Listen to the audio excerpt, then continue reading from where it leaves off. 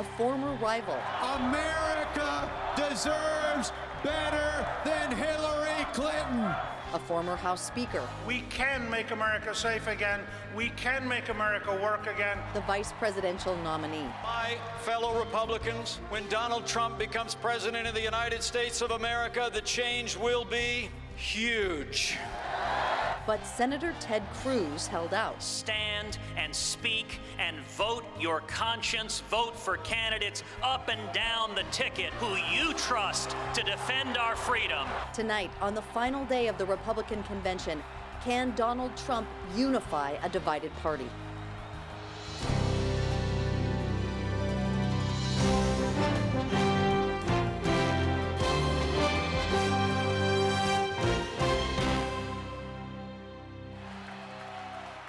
Good evening and welcome to our special PBS NewsHour NPR coverage of the Republican National Convention in Cleveland, Ohio. I'm Judy Woodruff. And I'm Gwen Eiffel. On this final night, as we have been all week, we're joined by NPR's Rachel Martin across the arena from us on the podium. And in the anchor booth with us, our regular contributors, Mark Shields and David Brooks. Also with us, NPR's Mara Liasson, along with Amy Walter of the Cook Political Report. And also down on the floor, we have NewsHour correspondents Lisa Desjardins and NPR's Susan Davis. Tonight is the culmination of the Republican National Convention week here in Cleveland, where Donald Trump will speak to the delegates. We'll be right back to start it all off after a short break. Stay with us. Funding for this program is provided by XQ Institute.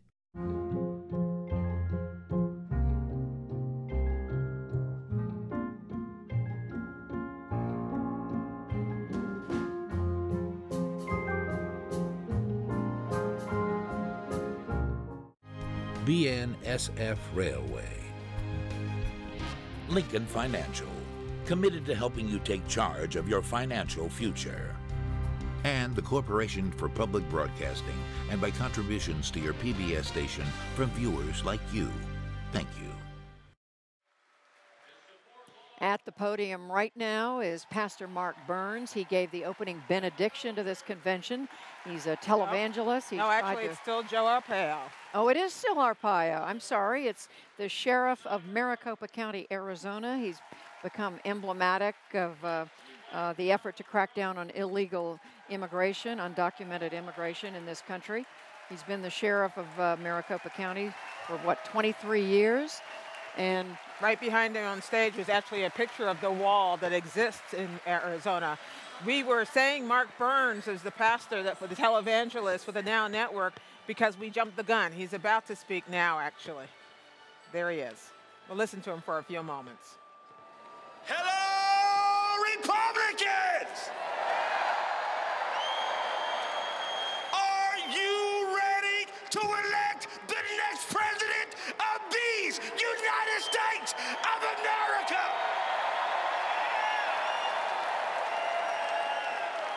I'm Pastor Mark Burns from the great state of South Carolina.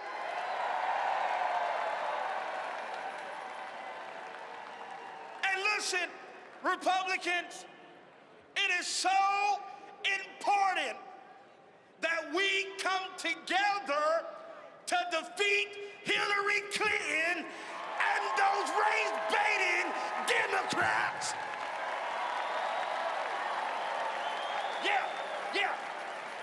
And those Democrats will do whatever it takes to keep us Americans focusing on the colors that divide us and not the colors that unite us.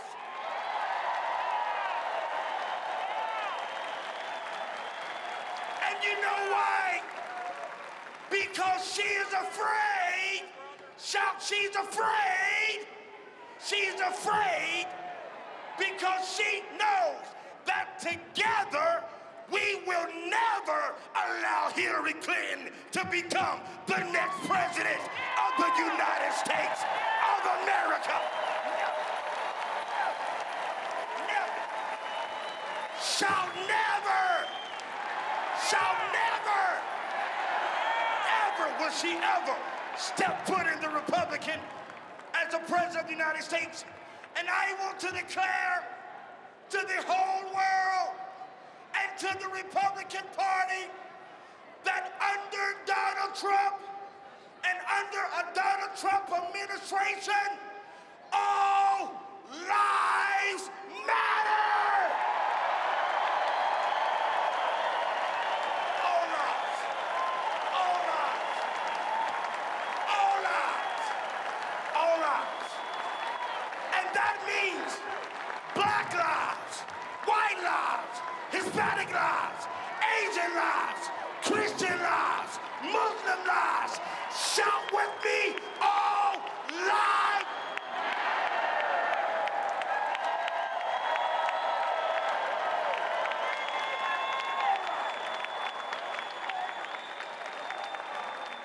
And even though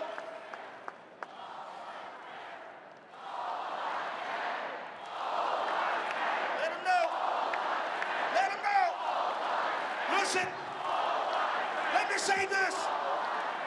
Even though I disagree with the tactics and the divisive rhetoric of the Black Lives Matter movement, I do understand that hopelessness and lack of opportunity breeds this type of desperation. It does. And this is true in many of our nation's ghettos and our underprivileged communities. Mass protests in urban city centers are born out of this kind of desperation. But the thing is, the way that we can solve the problem and to eliminate this kind of a desperation is to create good jobs, urban economic rhythm, good jobs, urban revitalization, and opportunities for job training and long-term solutions that will solve the problem in our troubled cities around this country.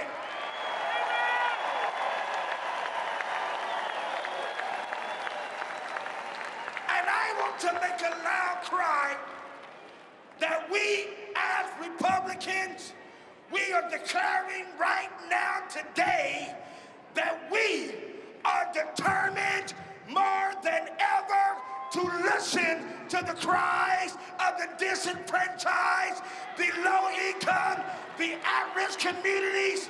We are more than ever, we will solve the problems together, together. Together, together, together. Shout together. Shout together. And I know, without a shadow of a doubt, that Donald J. Trump will make sure that all Americans will have jobs.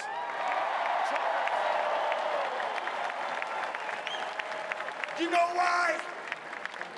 Because Donald Trump is not going to pander after no one race. His heart is after the human race. And together, shout together. Shout together, not as black Americans, white Americans, brown Americans, yellow Americans, or red Americans, but just as Americans.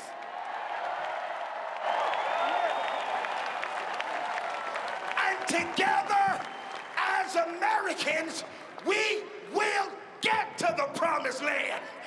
Promised land. We'll get there.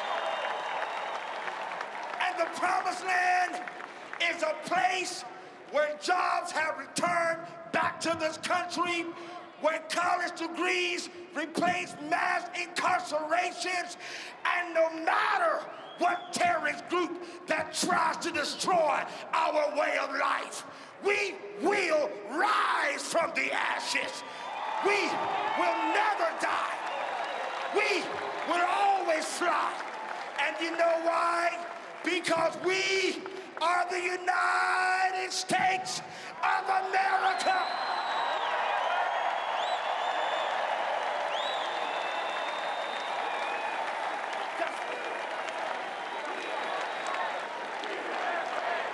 And hear me, listen, and despite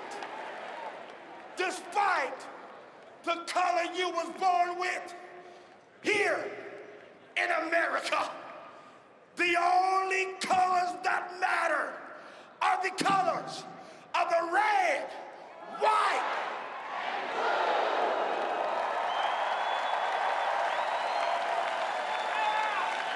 I'm Pastor Mark Burns, and with my lovely wife Tamara and our beautiful 6 babies, I invite every one of you to help me elect the next president of the United States of America, Donald J.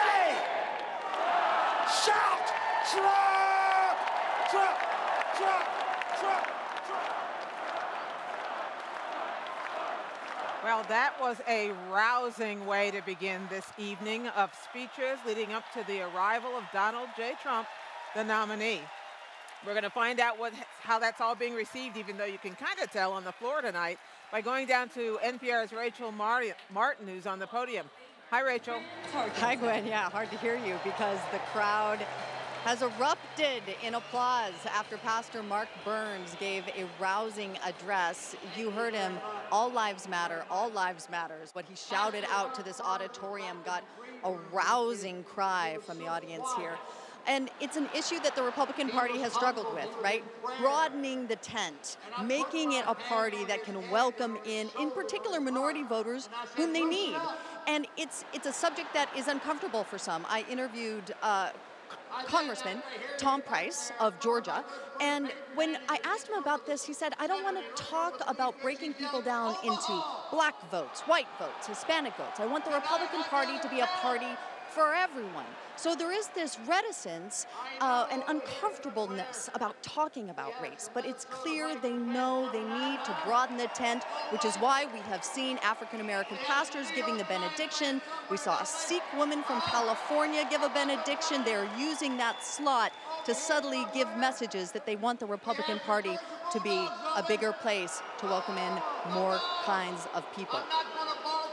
Certainly looks that way. Rachel Martin, thanks, at the podium. And now let's go to Lisa Desjardins, who's down on the floor. And I believe, Lisa, you're in the Nevada delegation. I'm with, actually, the Louisiana delegation, and we've got Representative John Fleming here.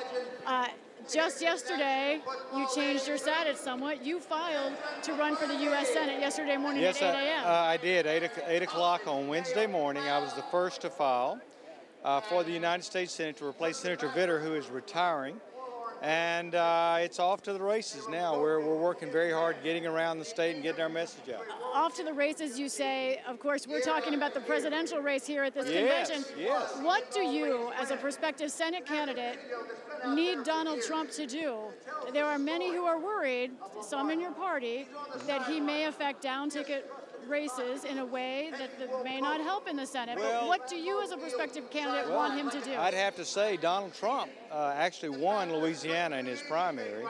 I think Donald Trump is going to be very strong on the ticket. I'm happy to be on the ticket with Donald Trump.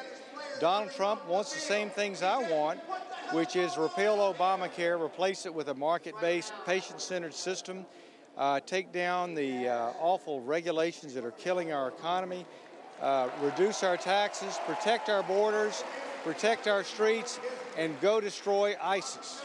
You have been well known as a Tea Party member and also a member of the House Freedom Caucus, yes, which in part led to, of course, the resignation of Speaker John Boehner. Exactly, yes. And how do you think Donald Trump fits in with that? I've talked to some other House Freedom Caucus members that aren't sure how Donald Trump is going to work with Congress. Well, that's yet to be seen, but I can tell you that like the House Freedom Caucus and members like me, Donald Trump is an outsider. He wants to shake up Washington. I worked with my colleagues in the House Freedom Caucus. We forced Speaker Boehner to resign. We shook up the House, and I want to go to the Senate and shake up the Senate. Donald Trump is coming in. He wants to shake up government as a whole, and get people back to work, get our economy up and going, protect our citizens. The way we're going is simply a disaster. Thank you, Representative John Fleming. Back to you, Gwen, Judy. Thank you, Lisa. And now we go from someone who was slow to join and embrace Donald Trump to someone who was on board very early from New Hampshire. Susan Davis is down in that delegation. Hey, Gwen, I'm down at the New Hampshire delegation with Stephen Stepanek. He's the co-chair of the Trump campaign effort in the great state of New Hampshire. Last night, Ted Cruz tried to steal the show a little bit, but tonight is about Donald Trump. What would you like to hear from him tonight? I want to see from Donald Trump what he has been talking about for the last year and a half. I supported him and endorsed him back in June 16th of last year. I was one of the first people to come out and actively support him. He has got a message that is resonating with people. I've been telling people on the road for the entire year plus that, in fact, 47% of the people who were registered to vote in the last election did not vote. I've introduced Donald Trump at over 20 different events. I've spoken in front of 100,000 people. I've been on the ground. People are coming out who have never been involved, who haven't voted for decades or never voted. There is a tsunami building. Donald Trump is ahead of that tsunami, and that tsunami is the American people. They are sick and tired of the establishment, and this tsunami is going to wash over the Democratic establishment, the Republican establishment. It is the American people revolting against the status quo. Donald Trump is going to address that tonight. He is going to tell them how he's going to secure our nation, how he's going to make our nation great again, how he's going to make our nation safe again, how we are going to become a world leader again, how we are going to get our economy going and create wonderful, high-paying jobs for the American people. There was an article. I think we have to leave it there, but thank you so much. You're very welcome. Gwen, back to you. Judy will take it. Thank you, Susan. Well, we are back with our team at the table, and I think we're hearing Amy Walter from, we're hearing from some delegates who've been with Donald Trump for a long time, like the gentleman from New Hampshire, but others who are newcomers to supporting Donald Trump. This is still, even though this is Donald Trump's big night, there's still some delegates taking his measure. Right, it's his convention, it's not yet his party. I thought it was also interesting that the campaign is handing out stickers that don't say Trump Pence, but they say defeat Hillary, support Trump. So still the message to this crowd, you may not be completely on board with Donald Trump, but you can't let Hillary Clinton win. That is not exactly the kind of message you would think you bring on the final day when you put your candidate out there. I was also walking through the hall and was, sort of struck by the fact this is the last night, this is the night that Donald Trump speaks. There aren't a lot of people walking around in Donald Trump hats or with Donald Trump Pence buttons. It is not the kind of thing that you normally see at a convention where people are just decked out with paraphernalia from their candidate. We don't have a lot much time to talk now, but I want you to hold all of your incredibly brilliant thoughts. I could tell Mark was trying to jump in there because we really want to come back to them and talk about what we expect this evening, what we expect to hear from Donald Trump, and what we expect to hear as a result of the things that happened last night. So we are going to take a break. We'll be back. Special PBS NewsHour NPR coverage of this Republican National Convention. Stay with us. We'll be back in 1 minute. Tom Cole, Congressman, 4th District of the state of Oklahoma. My favorite convention of all times was the 1988 New Orleans convention. I'd worked really hard. I was the Republican state chairman, the chairman of our delegation. We went into that convention double digits behind Governor Dukakis. It was amazing to me how confident the convention was. It really felt like we were going to win. He had a magnificent acceptance speech from George H.W. Bush, maybe his best speech ever. A president must be many things.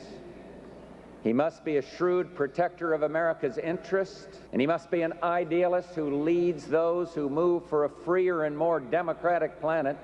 What it all comes down to, after all the shouting and the tears, is the man at the desk. And who should sit at that desk? My friends, I am that man. From the beginning to the end, the best convention I've ever been around. We We are back. If you're just joining us now, this is live coverage of the Republican National Convention from NPR and the PBS NewsHour. I'm Gwen Eiffel. And I'm Judy Woodruff. We're going to go down to the podium now where we're listening to Brock Mueller, who's a motivational speaker who survived a car crash that severed his spinal cord, and it looks like he may be introducing someone else who's also very well known. Let's listen. As I led the Wolverines onto the field, he blessed me with my beautiful wife, Haley. We walked down the aisle together. He gave me countless other blessings. This very moment, for me, is a testament to God working all things for the good.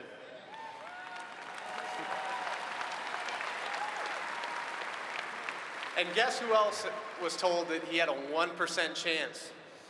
A company that analyzes polling data for CNN predicted last year that Donald Trump had a 1% chance of winning the Republican nomination for president.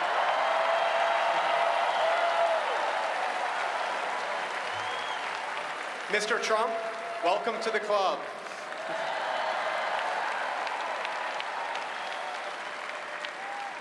I defied the odds, but I couldn't do it on my own. Donald Trump can't do it alone either. He needs our help and support. Just as Michigan was willing to adopt a Buckeye, for a cause greater than ourselves, we can unite behind Donald Trump to make America one again.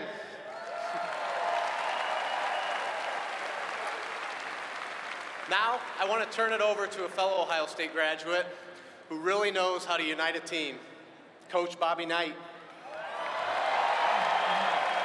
I'm proud to be a part of Team Trump, working toward making America the greatest there is.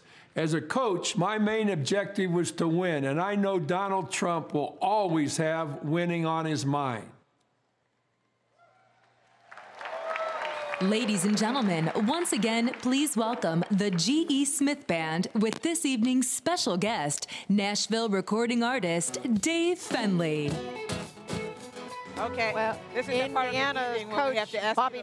I'm sorry, this is the part of the evening where we can't hear each other. Okay. Because of so course we're the looking music starts. Trying to figure out who's talking. Go ahead. I can't even hear each other. They're sitting so close. Bobby Knight. There was a lot of speculation about whether the famous Indiana University basketball coach was going to be here or not. He showed up. Very brief remarks in a video. Somebody who's very well known. David Brooks. Before we went away for the break, we talked about how. Some delegates are all the way on board. Some of them are halfway on board. Some of them are nowhere near in Donald Trump's camp. So what kind of an audience is going to be greeting him when he speaks to us at 10 o'clock? No, he's bringing on Bobby Knight for the kinder chip, which he's trying to project. They don't have to like him. I think that's going to be one of the arguments. You don't have to like me.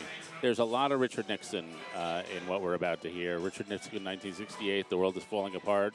I'm not the most lovable guy on earth, but you need me. You need me in dark times. And I'm not sure that's going to work. We can talk about it as the night progresses, but he's conspicuously not trying to be popular. And maybe the family is trying to lighten that load, but it's more like you need me, not you want me. Judy, earlier today got a chance to sit down and talk to the vice presidential nominee, Mike Pence. And he talked about some of these things, and especially what his experience, I gather, was like on the stage last night, Judy. He was. I talked to him earlier today, and he expanded on some of the areas where he agrees and doesn't necessarily agree with Donald Trump. But it gives you a better sense of the kind of relationship that they are just beginning to develop. We're going to listen to just part of that. And we'll come back for more of it later. In your speech last night, I don't think there were very many dry eyes when you gestured up in the stands to your mother. Or mine. and you said you thanked her, and you went on to talk about your family, about growing up. What was that moment like? It was very emotional. Very emotional. And my grandfather immigrated to this country. My mom grew up in a family of immigrants. And just to think that I could walk out on the stage and accept my party's nomination for Vice President of the United States, and to be able to share that moment with my mother, with my wonderful wife, our 3 children, was almost inexpressible. Speaking of family, one of the other major speakers last night was Senator Ted Cruz, right, who, in saying why he's not endorsing Donald Trump, cited his own family. He said he could not bring himself to support somebody who had criticized his wife and his father, and he's referring, of course, to Donald Trump, saying his father was involved in the assassination of John F. Kennedy. Do you understand why this is a hard thing for Ted Cruz? Senator Ted Cruz is my friend, and I'm glad he came to the Republican National Convention. I was glad we also heard from Marco Rubio and Chris Christie and a great speech from Scott Walker. But I recognize primaries are difficult things. We had a field of outstanding candidates, and primaries get a little bit rough, and it takes some time for people to get beyond those things, Judy. But I really appreciate the fact that he came, that he congratulated Donald Trump on winning the Republican nomination, and then he expressed support for our shared conservative values. And I think as time goes on, you're going to continue to see more and more Republicans, independents, and many Democrats rally to that cause, and we're going to elect Donald Trump as the next president of the United States. That was Mike Pence. I talked to him this afternoon, trying to get a sense of where he is together and not together with Donald Trump. Mark Shields, I was struck that he said he was optimistic that Ted Cruz is going to come on board, but it was clear that he was uncomfortable talking about why, the reason Ted Cruz gave for not being able to sign on to Donald Trump right now. No, you're absolutely right in raising the question of the complicity of Ted Cruz's father in the assassination of John Kennedy, which has to be just to leave a gaping wound in any relationship. I mean, it makes it all but impossible. I thought that Mike Pence made, though, a better case stylistically of reaching out, instead of, for example, Paul Manafort earlier in the week, just with a back of his hand and disdain toward John Kasich. And one other thing in that interview of yours, Judy, you asked him about NATO and Donald Trump's disparaging or questioning of the United States commitment to NATO. Eastern European countries, Latvia, Lithuania, Estonia, if you're talking about carrying Ohio, if you're talking about carrying Michigan and Wisconsin, that's where Eastern European Americans live and vote, and they're a natural constituency, and they care deeply about Russia's dominance and past domination. And Mark, we're going to be playing segments of that video, that interview as the night goes on. So we're going to come back and talk about that some more. Mara Liasson from NPR, welcome to our party. So as you've been walking around the halls, as you've been talking to people, as you've been taking in the way this entire convention has played out this week, what have you come away with? Well, I think there are a lot of people here who are really excited about Donald Trump. I think the question I have is, can he talk to people outside the hall and get people who've either never seen him or have been turned off by his rhetoric to give him a second look? And does he do that tonight, or does he double down on the kind of dark Nixonian vision that we've seen all throughout the week? Does he offer something different? And you know what's been missing this week is uplift, something uplifting. They have had some excerpts released in advance of the speech, and if you look at those, you see a little bit more of the dark side than the uplift. Yeah, painting a very, very dire picture of America, and I think that he's counting on people being so angry and so fearful that they will turn to a strong man to fix it, even if they're not quite sure about his qualifications, because he is polling in the horse race way above the number of people who think he's qualified to be president. I mean, 66% of people think he's not qualified, yet he's neck and neck with her here in Ohio. That's right. And almost nationally. Yeah. Amy Walter, is that negative that I think both David and Mara referred to it as the Nixon reproach, harking back? Harkening back to a different time. I mean, that's been his entire message, right? Harkening back to a different time when the country and the world looked and felt a lot different. The difference, you know, in 1968, heck, even in 1980, the electorate was much whiter. In fact, back in 1980, 65% of the electorate was white and working class, and today it's 36%. So when Richard Nixon talked about the silent majority, it was a majority. Today, that silent majority is a minority, and that's, to Mara's point, the difficult path for Donald Trump going forward. Now, it is true that he has been able to consolidate a group of voters. They stick with him no matter what. no matter what he says, no matter what he does, they are there for him. You have a Democrat with very high unfavorables, with a Democratic establishment that's surrounded her, but many of other Democrats still not completely sold on her. So this is still a volatile time. This race is by no means over, but he has decided that this race is going to be a carbon copy of a different era, and we live in a demographically very different time. And P.S., the president's approval rating is 51%. This is not 1968. Yeah. We're not in the middle of Vietnam, and we're not having riots breaking out in cities all across America. Can I ask you all I want to put a question in your heads to think about now, and then maybe we'll come back to it at the end of the evening. Are you very ready for this, Ready. Mark? Okay. Looking back on what we were promised this convention would be entertaining. It would be would be full of stars. It would be Showbiz. different showbiz, like nothing we had ever seen before. Has it measured up so far? We just saw Bobby Knight for about 30 seconds. of Absolutely video. not. That was something that Donald Trump really oversold. He said, I'm going to have a convention with a lot of showbiz, not like those old boring conventions. And he said, we're going to have a night of winners and sports celebrities. We've had a few sports celebrities, but one of them was something like the 495th ranked lady golfer. And Well, we did have Fran Tarkenton. We did have Fran Tarkenton, who was an athlete for Nixon. He was an athlete for Nixon, and now he's an athlete for yeah. He was an athlete for Garfield Nixon, for him. and he was an athlete. For rookie year. Pardon? For rookie year, he was for Garfield. Yeah. But right, but it hasn't. And as a matter of fact, it has been one thing that usually you don't see in conventions. Conventions are usually scripted. We say they're infomercials. Nothing happens. A lot has happened here. It's had chaos, dissent, technological malfunctions.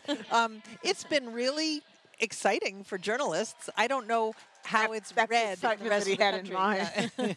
David Brooks. Oh, it's been one of the worst conventions I've attended. I mean, just not in terms of entertainment value. I mean, Ted Cruz was pretty entertaining. Melania turned out to be entertaining unintentionally. The vote wrangling. But as a convention, as a piece of showbiz, it was stunningly uncreative. And I think that's because he sort of hollowed out the party. The people who know how to do this stuff, who know what order to put speakers in so people aren't leaving at 10:30, they're sidelined, and this is symptomatic of the way he has not only changed the party, but really hollowed it out. Maybe he'll build another party later on, but he hasn't built that other party yet. Mark, we've been reading, though, for a few weeks that the Trump people were having difficulty getting some people to come who they wanted to come. Has that been an issue or not? I mean, Well, what do we know about that? I think it's pretty obvious that we didn't get the stars. I mean, it's classic Donald Trump. I mean, if you signed up to go to Trump University, I mean, he gave you a big sales pitch. He gave a big sales pitch to this.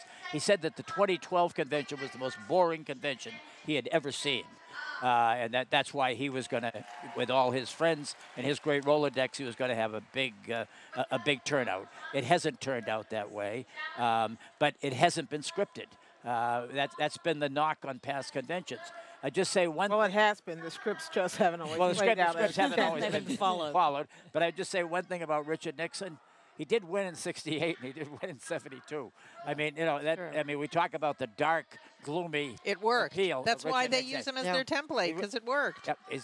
Richard Nixon, there are only two Americans who ran 5 times for national office and won 4 times. Richard Nixon and Franklin Roosevelt. So, I mean, that's... Well, and when you think about it, the well-known politicians who have shown up here, like Mitch McConnell, Ted Cruz even, got booed when they came on stage. We're now going to go back down to the podium where Rachel Martin is actually with another well-known politician who is here and has been on the Trump train for a long time. Rachel? Judy and Gwen, I'm joined live on the podium by Senator Jeff Sessions of Alabama. Senator, thank you so much for taking the time. First, I want to spend just a moment and ask you about Senator Cruz's speech last night. What was your reaction to that? Well, I was disappointed. I like Ted. We've served together, and I've been an ally of his on a lot of issues. But that was a mistake. It would have been time to, really come forward and speak in a more united way. But there's a long time between now and November. But the most important thing is that there's a good spirit in this hall.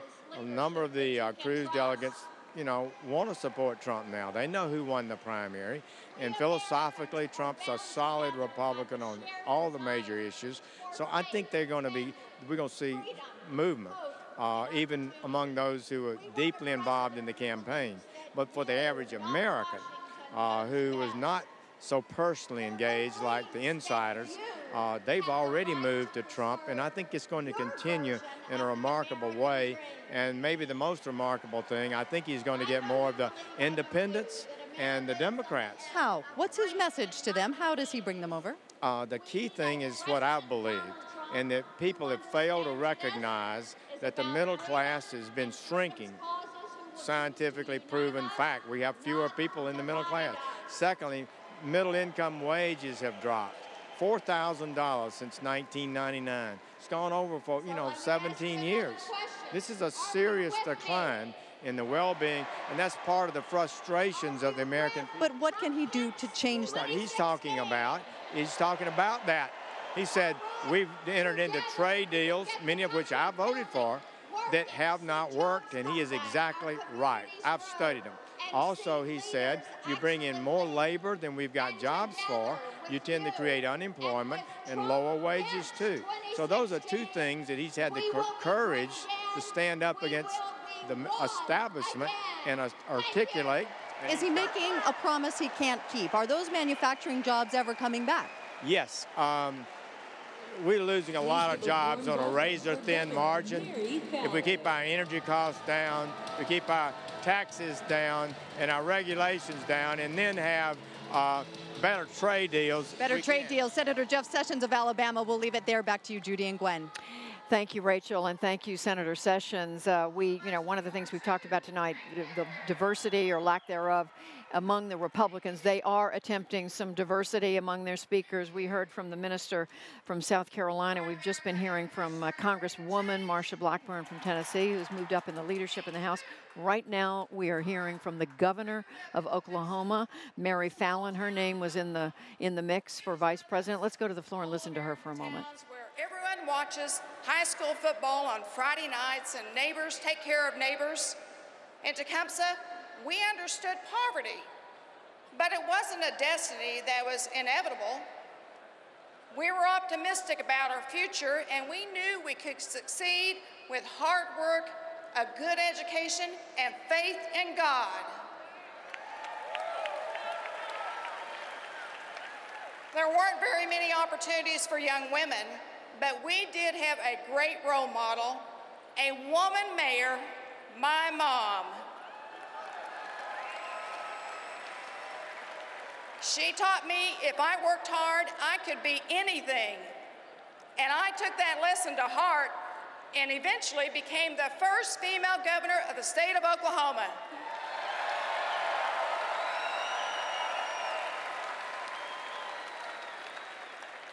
You know, in my community, there was a sense of optimism and determination that our community and our country could be better for everyone.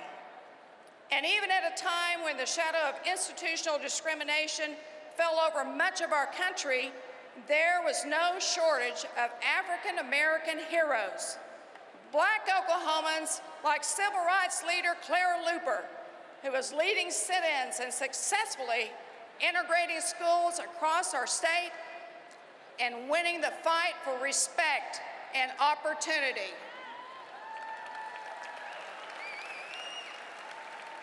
So when I look back on my childhood, my America, I don't see a perfect place, but we were united by a simple belief that no matter who you were or where you came from, better days were ahead for America.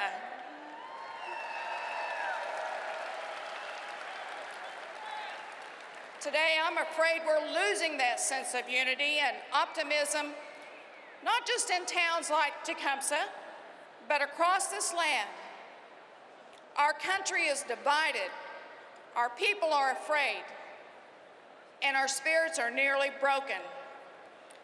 But we can't lose that hopelessness and have it become the new normal. In America, we won't.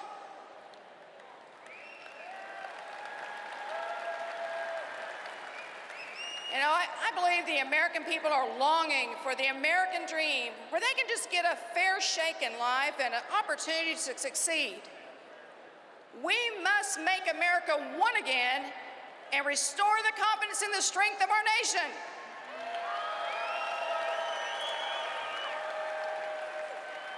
And it's no secret, Donald Trump is bold, tenacious, courageous, and he's an outspoken leader. And he knows how to create jobs and successful businesses. He has bold ideas, and he speaks truth to power. He is a man who will get this country on the right track, who believes in peace through strength and will protect America against radical Islamic terrorists who seek to destroy our nation.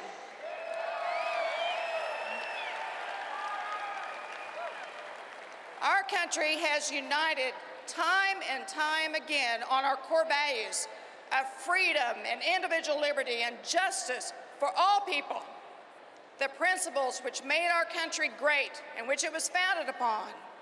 And Donald Trump unapologetically stands for those values.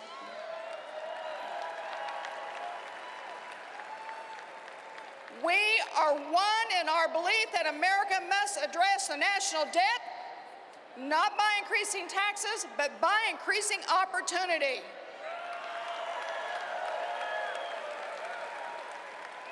We are one in our belief that we must protect our borders and promote fair trade that puts American workers first. And we are one in our belief that we must stand with our allies like Israel, a beacon of freedom and democracy in the Middle East.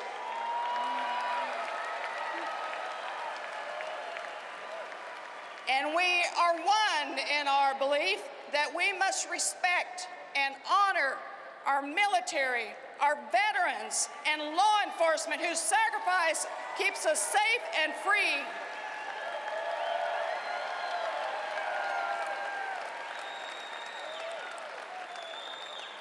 And we are one in our belief that every life is precious, regardless of race or class, including the lives of the unborn children.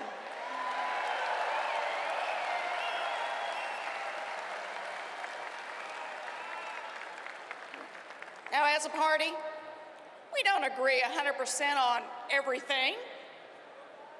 That's okay. We don't have to. As Ronald Reagan once said, the person who agrees with you 80% of the time is a friend and an ally.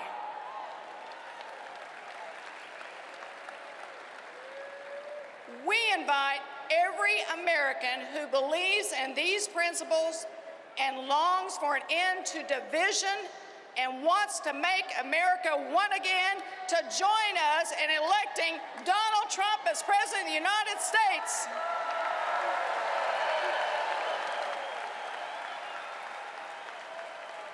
Thank you, and may God bless you all. God bless America.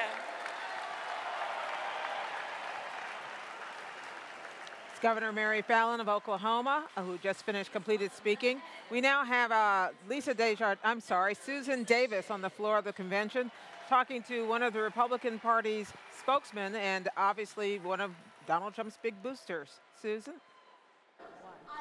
I'm on the floor with Sean Spicer, the spokesman for the Republican National Committee. Sean, let's start with party unity. It's been a fairly dramatic week. We saw Ted Cruz last night.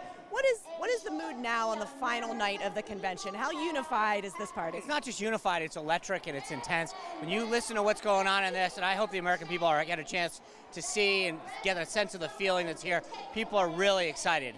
What does Donald Trump need to do tonight with this speech? Two things. I think one is he needs to lay out a little bit more about who he is as the man. I think a lot of people know who he is. They've seen him on TV, but they don't know much about his policies or the man behind that. And you're going to see a lot more of that with Ivanka as well, laying out that the man that he is, the father that he is. And then what he needs to do is lay out those policies and the contrast with Hillary Clinton's You know, this convention, he seems to have rallied the party behind him, but there's still a lot of swing voters and undecided voters in this country. What does he need to say tonight to make it clear to them that he's the right choice? Well, I think his speech is going to touch on the issues and the challenges that the country faces and how a Trump presidency would affect those and bring us to make America a stronger country. So we head out of Cleveland. What should Donald Trump do next? Enjoy this amazing convention and get ready to win in November, because that's where we're headed. This is going to be a sharp contrast to what we're going to see next week in Philadelphia. Great. Thank you so much, Sean. Susan Davis, thank you. It's interesting, Sean Spicer is the spokesman for the Republican Party. Himself is saying Donald Trump needs to tell us more about who he is and give more of a positive reason, David Brooks, to support him. So the party is acknowledging there's work to be done tonight. Yeah, maybe Ivanka will do that, but I doubt Donald Trump will do that. What we've seen is from the speeches, some of the best speeches have been from the kids. But it's been interesting. Some have been quite touching. I thought Tiffany's was quite touching, but not too personal. When they talk about what their dad did for them, it was, he urged me to get better grades. He urged me to succeed in business. He urged me to become the junior entrepreneur of the year and make 6 figures. It's very professionally focused, and that's always been his reputation. And you have to think, after all these speeches, that's just the reality of who the guy is. He's a very public figure, a very business figure. He's just not an intimate, warm, and cuddly figure. And, you know, Mitt Romney, 4 years ago, he was a guy who did genuine mission work. He did genuine mentoring work. That's not who Donald Trump is, and pretending that is who he is and running a campaign based on that fiction would be a foolish error, and they're not that dumb. One of the interesting subtexts of this entire convention is when people wrestling with what to do with their former loyalties. Lisa Desjardins on the floor now talking to a current Trump supporter about who started out somewhere else. Lisa? Joining me now is Jessica Fernandez from the Florida delegation. You are the youngest member of the Florida delegation? I am. It's an honor to be here representing millennials from the state of Florida. You are also Hispanic and also the head of the Young Republicans for Miami. Yes. You did not originally support Donald Trump. You were a Marco Rubio supporter. That's correct. I know that some in the Hispanic community, probably many of your friends, maybe some of your family, have some doubts about Donald Trump. Do you still have doubts? And how do you get other Hispanics to support him? What does he need to do? I think tonight, I'm really looking forward for him to have a unifying message for the party. You know, I think Mr. Trump, in his business and his private dealings, has really shown, you know, he's an inclusive guy. He's a guy that likes to get deals done, and I don't see him, you know, alienating people. I mean, I think sometimes his plain spokenness comes across as maybe offensive, but I think that, you know, it's just because he's not a politician. He's challenging the status quo with his rhetoric, and it's really gotten everybody's attention, including mine. I mean, did anything he say offend you? And not personally. Do you believe that those who are in this country illegally should be deported? Absolutely. You know, we're a country made of laws and order. I mean, this country has been a refuge for my family, and we, you know, my family came here illegally, you know, and I think immigrants who came here illegally don't want 11 million, 30 million illegal immigrants to be here, you know, without the proper documentation. I mean, I don't think a policy of mass deportation is going to be effective, but I think we need to come up with something, a solution. I'll leave that to people higher pay grade than me to come up with a solution, but I think we need to figure out a solution, because the current system where we have this influx of immigration is not working. What does Donald Trump need to say, though, to other Hispanics who believe that he does not understand them and who believes that perhaps he's even against them? What does he need to say to them? Look, I think that he needs to say that, you know, this is a country that's going to embrace people who want to work hard, who want to follow the law. That this is a time right now in this convention, you know, even for people that were not originally on his team, that he's going to unify the party. You know, I think he needs to continue to communicate a message of economic prosperity, continue to communicate a message of unification. That's the most important thing. That's the most thing I'm looking forward to tonight. You've been getting a little bit of press, being the youngest member, also being outspoken. Has anyone in your life sort of said, I can't believe you're voting for Donald Trump? And how has that worked? No, I mean, I think, you know, one of the most beautiful things about this country is, like, even though we might not agree with each other, like, there's a respect. So, you know, my sister isn't on the Trump train yet. I'm hoping to convince her. But, you know, I think, you know, as this process moves along, I mean, I think Trump is getting more presidential. So I'm really excited to hear him. I'm really excited to hear from Peter Thiel, the first openly gay Republican to address this body. So I'm really excited. go. It's Jessica Fernandez, youngest delegate from Florida. Back to you, Judy, Gwen. Thank you, Lisa. I think we're hearing right now an immigrant theme. The delegates were listening to a Korean-American optometrist who talked about her parents coming to the United States legally and what the blessings of this country were, and then she veered into a lot of discussion about how Hillary Clinton will take the country in the wrong direction. You know, I think what we just heard from Jessica Fernandez, Judy, is something we don't hear often enough. There's a reason why Donald Trump is doing so well, and that's because he does appeal to young voters like Jessica Fernandez, who you might expect to not be moved by his message, but who are. A lot of immigrants, Amy Walters, say, listen, you don't want anybody else to come here illegally. Came here legally, and they're taking my job. Yeah, sure. But what I find also interesting is for all the voters that I've talked to on the trail, sitting in focus groups, the one thing that you get from people who want to support Donald Trump or who are supporting Trump or thinking about supporting him is he's a great businessman, right? They talk all the time. He's been so successful in business. He could do it here. And yet we're going to see a candidate who's coming out and talking about law and order. And he's talking about a scary, dangerous world. That's not necessarily what people were buying into when he first came onto the scene. I don't know if that's what that delegate was attracted to as well, was, I know he's going to be the guy that's going to restore law and order. But she liked Rubio first, apparently, and then came back around to Trump, and the Trump train, as she calls it. Right. I happen to think he's overreading the Nice, Dallas, Baton Rouge moments. That's the moment we happen to be in now, but that may not be the moment. And the primary anxieties in this country are economic anxieties. They're not criminal anxieties. The crime rates are, in New York, historic lows, and that's true around the country. And the immigrants, Latino voters, George W. Bush, John McCain, those people were winning 30, 40% sometimes of Latino votes. Trump's around 19, 18, 17, so he's doing quite poorly. Well, if the crime rate's getting better, that's not going to be the sense that one gets from Donald Trump's speech tonight. I think it's going to be a picture of America, at a fearful time with crime where we had hoped it had gone away. But also talk about it being worse. I'm sorry, something that caught my eye in a new Pew report, which was that when you mentioned the economy, comparing Trump voters to Clinton voters, 80% of Clinton voters say economy is their number one issue. 90% of Trump voters say the economy is their main issue. So that's getting through as well. But what's really interesting that he has put immigration at the top of his list because he understands that immigration is an economic and a security issue. And he uses it as both. They're taking away our jobs and they're killing us, literally. That's what he says.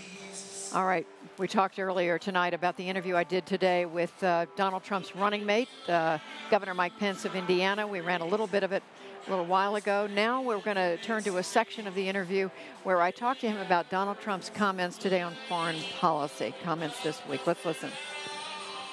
Let me ask you about foreign policy. Donald Trump gave an interview to the New York Times this week in which, among other things, he said if Russia attacked one of the small Baltic nations, Estonia, Latvia, Lithuania, that he would come to their aid only after reviewing their commitment to NATO, whether they fulfill their obligations to us, as he put it.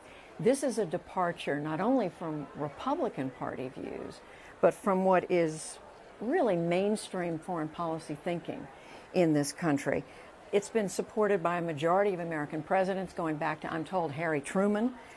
What do you say today to the citizens of these NATO countries about whether the U.S. is prepared to come to their aid? Donald Trump made it clear in that very interview that America will stand by our allies. We'll uphold our treaty obligations, including the mutual defense agreement that is NATO. But what Donald Trump has also said, and quite apart from the fact that America keeps its word, and you can tell Donald Trump keeps his word, but what we're also going to do is say to our allies around the world, as we face $19 trillion in national debt, that it's time for them to start to pay their fair share. I mean, we provide an enormous amount of resources, particularly with regard to military resources, to countries all over the world. And in many cases, those countries are not compensating the American taxpayer for the commitment that we're making to their security. Doesn't this inject a note of doubt about whether the U.S. is going to be there when they need support? No, Judy, I think, I don't read the New York Times every day, but I think that article actually said that he said we would absolutely, was the word that he used, absolutely stand by our allies and stand by our treaty obligations. But that's not, it's a separate question, but it's just as important.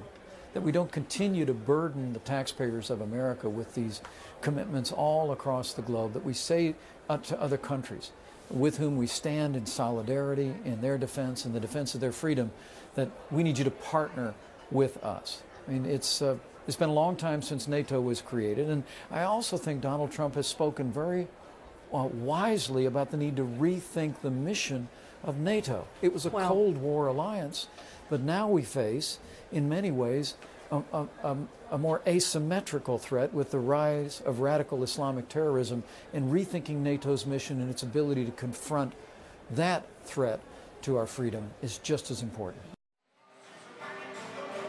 That was Judy's interview, of course, with Mike Pence, the vice presidential nominee. We are in what is known euphemistically here as a musical interlude, so forgive any noise and distraction while we're talking. You know, I was very interested in listening to how well Mike Pence managed to continue the Trump argument of equating foreign policy with economic policy. Everything he's asked about is, well, they ought to pay for it and we're going to be their ally. Well, Donald Trump sees everything as a business transaction. And the interesting thing about that New York Times article, he was saying it's costing us too much money. Right. They're not paying their fair share. And he was said, well, wait, we're treaty obligated. It doesn't matter whether they pay up or not. We have a treaty. And he said, well, you know, it's costing us too much money. We have a big debt. We can't afford this. So he sees everything through the prism of, I can make a better deal. Any deal we have can be renegotiated. That's his worldview. Well, and you know, I was Amy reading Walter. through the 1968 Nixon speech, and in that speech, he says something very similar. He talks about the time has come for other nations in the free world to bear their fair share of the burden of defending peace and freedom around the world. I mean, this isn't a new concept. But Richard Nixon was not an isolationist. Right, Yeah. and he says that in his speech as well. I don't want to be an isolationist, but he does say, I want people to pay. Look, I do think the one piece of this that Trump has going for him, there are a lot of people in this country that don't understand what NATO is, and that's true, that the establishment hasn't explained what it's there for, why we need it, what the pay obligations are from certain countries, and why when there is a vacuum, America needs to be there to fill it. And Mark Shields, you were saying, I don't know, 15 or 20 minutes ago when we first heard from Governor Pence that there's a domestic political dimension to all of this as well as the international treaty obligations. Absolutely. We're talking about Polish Americans and Ukrainian Americans and Latvian Americans and Estonian Americans, especially within the 20 minutes of where we sit tonight in Cuyahoga County, Ohio, and Lucas County, Ohio, Toledo. And we're talking about large concentrations of Americans. This was a great debate about whether these small Baltic states ought to become part of NATO. And the people who prevailed were not the Democratic liberal left. It was, in fact, the muscular interventionist Republicans. And they have been routed in this campaign. George Bush's political philosophy and foreign policy was confronted by Donald Trump, who accused him on the eve of the South Carolina debate of having known that Saddam Hussein had no weapons of mass destruction. So his very nomination is a discrediting of the positions that had made the case for the expansion of NATO to the Baltic countries and the responsibilities that the United States assumed with that expansion. I wonder about that. I mean, this has been an internationalist party for years and years. This was a party that cheered Mitt Romney. This was a party that cheered George Bush's second inaugural on freedom around the world. You go back to Dwight Eisenhower, and suddenly they've got a guy with calling for America's first, Charles Lindbergh's anti-intervention World War II policy. Have they really all changed their mind all at once? The polling suggests, and especially outside the Republican Party, they have not. They're suppressing that right now, but he does not. His foreign policy and what he said to David Sanger at the Times does not represent the views of most Republicans or most Americans. I have to say one of the most interesting things I saw in that article was he has met or has talked to Jim Baker and Henry Kissinger. And when asked what he learned, he said, well, knowledge. Okay, well, we need to take a short break. This is special PBS NewsHour and NPR coverage of the RNC. Hi, I'm Hari Srinivasan with an update of the day's non-convention news. Investigators in Nice, France say the truck attack that killed 84 people may have been in the works for months. Mohamed Bouhel drove the truck into the crowds of Bastille Day revelers on a beachside promenade. Officials said today he had images of the site and related images on his phone dating back a year. The state of Florida will investigate why police shot and wounded an unarmed black man in North Miami on Monday. Behavioral therapist Charles Kinsey says he was trying to bring back an autistic patient who wandered into the street. On cell phone video, Kinsey is on his back with his hands up, identifying himself before he's shot. Police say they'd had reports of a suicidal man with a gun. And we will send it back now to Cleveland with Gwen Ifill and Judy Woodruff.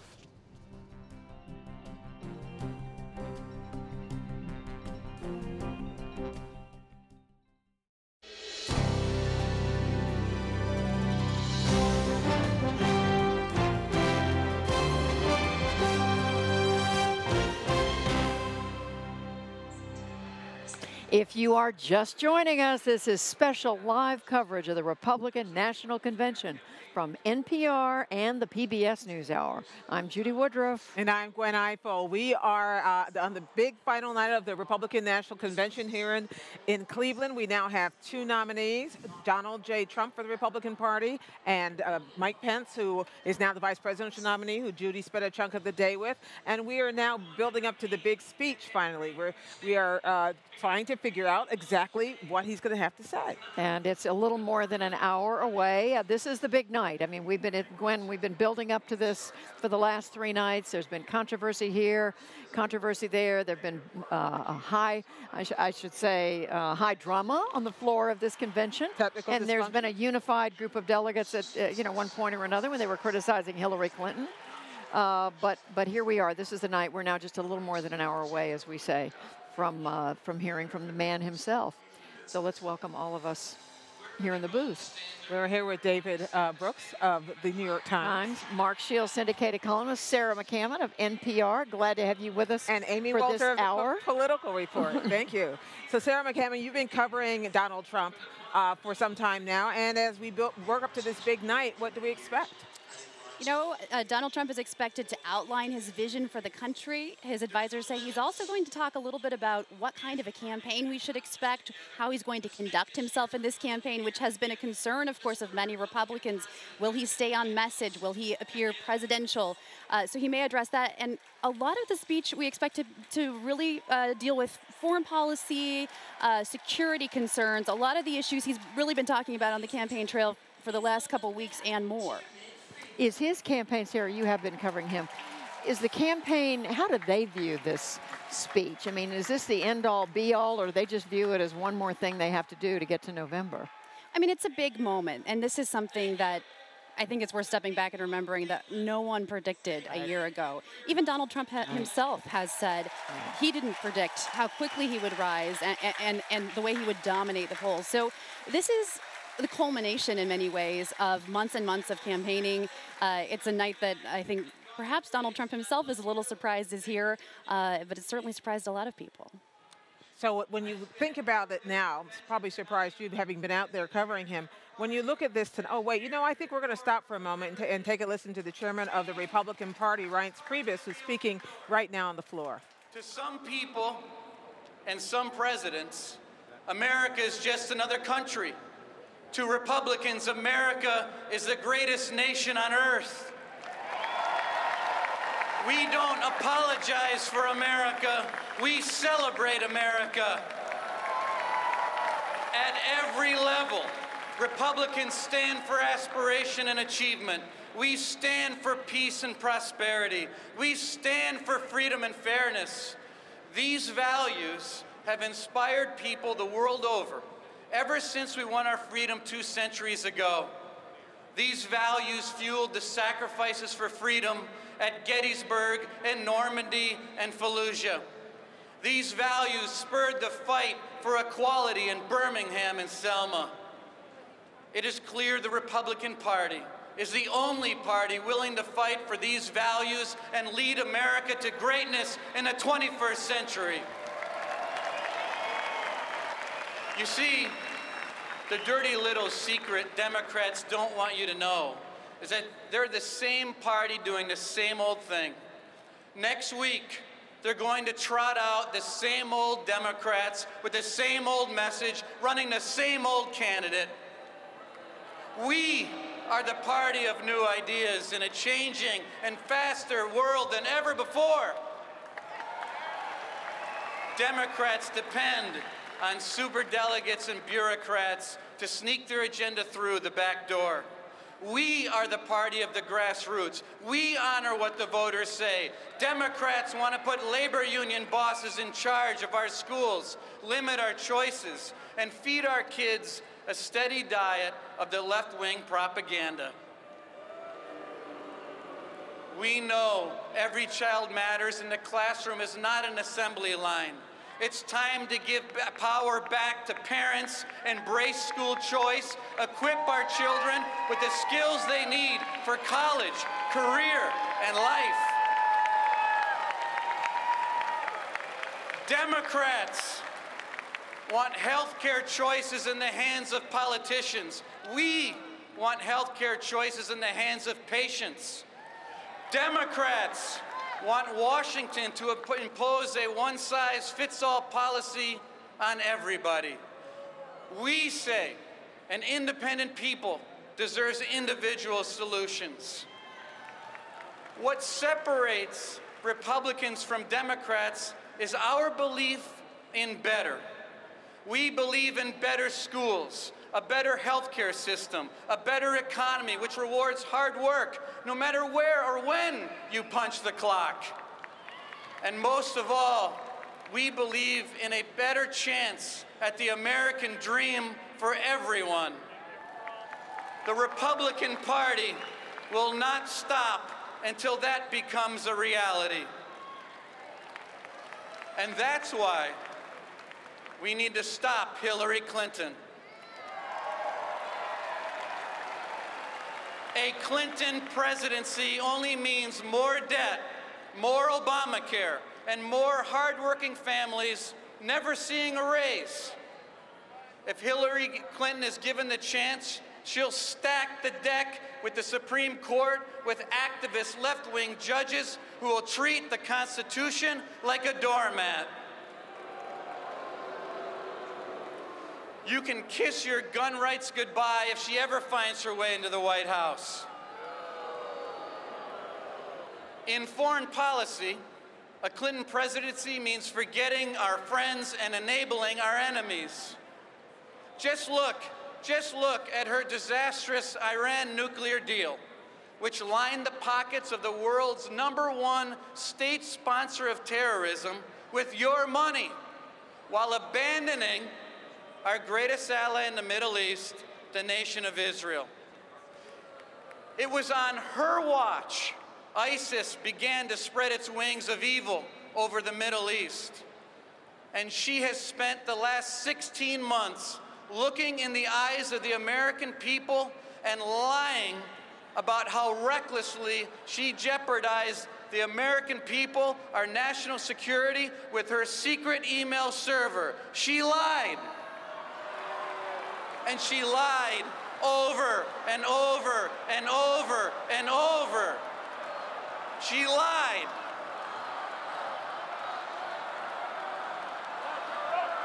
She lied.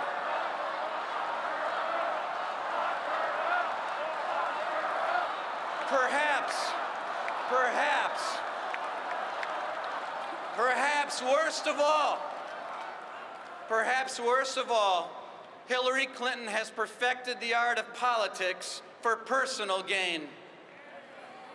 She reads ethics rules as carefully as Americans read their junk mail. Just look at her track record. She used her post as Secretary of State to grease the wheels for Democrat lobbyists, special interests, and political insiders connected to the corrupt Clinton machine. Her family foundation took millions of dollars in donations from countries notorious for human rights abuses and funneling money to radical Islamic terrorists. For Hillary Clinton, the Oval Office is just another cash cow. Well, I have one word for all of this hypocrisy and corruption: enough. Americans have had enough of a government that plays favorites to the well-connected. They've had enough of the Clintons' excuses, cronyism, and cover-ups. They've had enough of the corrupt deals. Americans have had enough.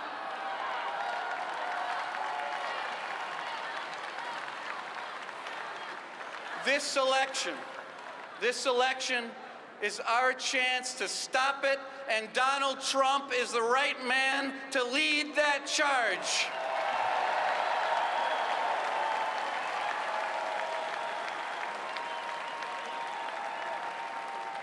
You all know he's brought millions of new voters in our party because he's listening to Americans who are anxious about a country which has lost its way. Donald Trump wants to bring jobs back from overseas and hold companies who want to send them abroad accountable. He's finally going to stop illegal immigration and make sure our government puts American citizens first. Working families are the lifeblood of our country, and we can't thrive as a nation unless they are thriving. A lot of them haven't seen a bigger paycheck in a very long time. Donald Trump wants to make sure you can pay the mortgage, put gas in the car, and buy new clothes for the first day of school. Donald Trump is committed to hitting terrorists hard and making the safety of every man, woman, and child in America his #1 priority. No more negotiating with terrorists. If they want to take us down, we're going to take them down.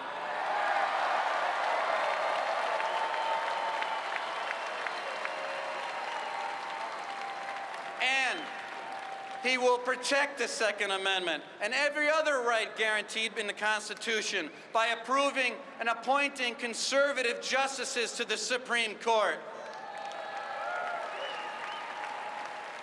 And importantly, he's going to protect the lives of the unborn. So I have a message to America. Hold on. Help is coming. With Donald Trump and Mike Pence, America's ready for a comeback after almost a decade of Clinton-Obama failures. I want to close by telling you a little-known story of American greatness. William Knutson was a Danish immigrant who started out working in a shipyard and living in a boarding house. He knew America promised limitless opportunity and was determined to make the most of it. He developed his talents for industrial engineering and worked his way up at General Motors. By 1937, he'd become the president of the company. In 1940, the government asked him to get America's factories on a wartime footing. Instead of cars and trucks, America's great manufacturers were now proudly making tanks and planes. For this enormous responsibility, Knutson was paid $1 per year. He didn't do it for the money. He was motivated by a duty to keep America free from tyranny. He set aside the job of leading one of the largest companies in America so he could help save the world. At the end of the war, a War Department official told him, "You have never done anything for yourself, only for your country. You have never spared yourself." Like William Knutson, we cannot spare ourselves either. Economic freedom, belief in the American dream, a strong defense, putting country first, those values are under assault from Hillary Clinton and the rest of the Democrat Party. Life, liberty, and the pursuit of happiness is not just a tagline for a bumper sticker. It is our American legacy, and it is our responsibility to save it and strengthen it for our children and grandchildren. Listen, God didn't put us here, He didn't put us here by accident. This is our moment to set a new course for an America as strong and confident as we've ever been. Let's stand united as Republicans. Let's stop Hillary Clinton. Let's get to work, expand our Republican majorities, and let's elect Donald Trump president. Thank you, and God bless you. Thank you. Thank you.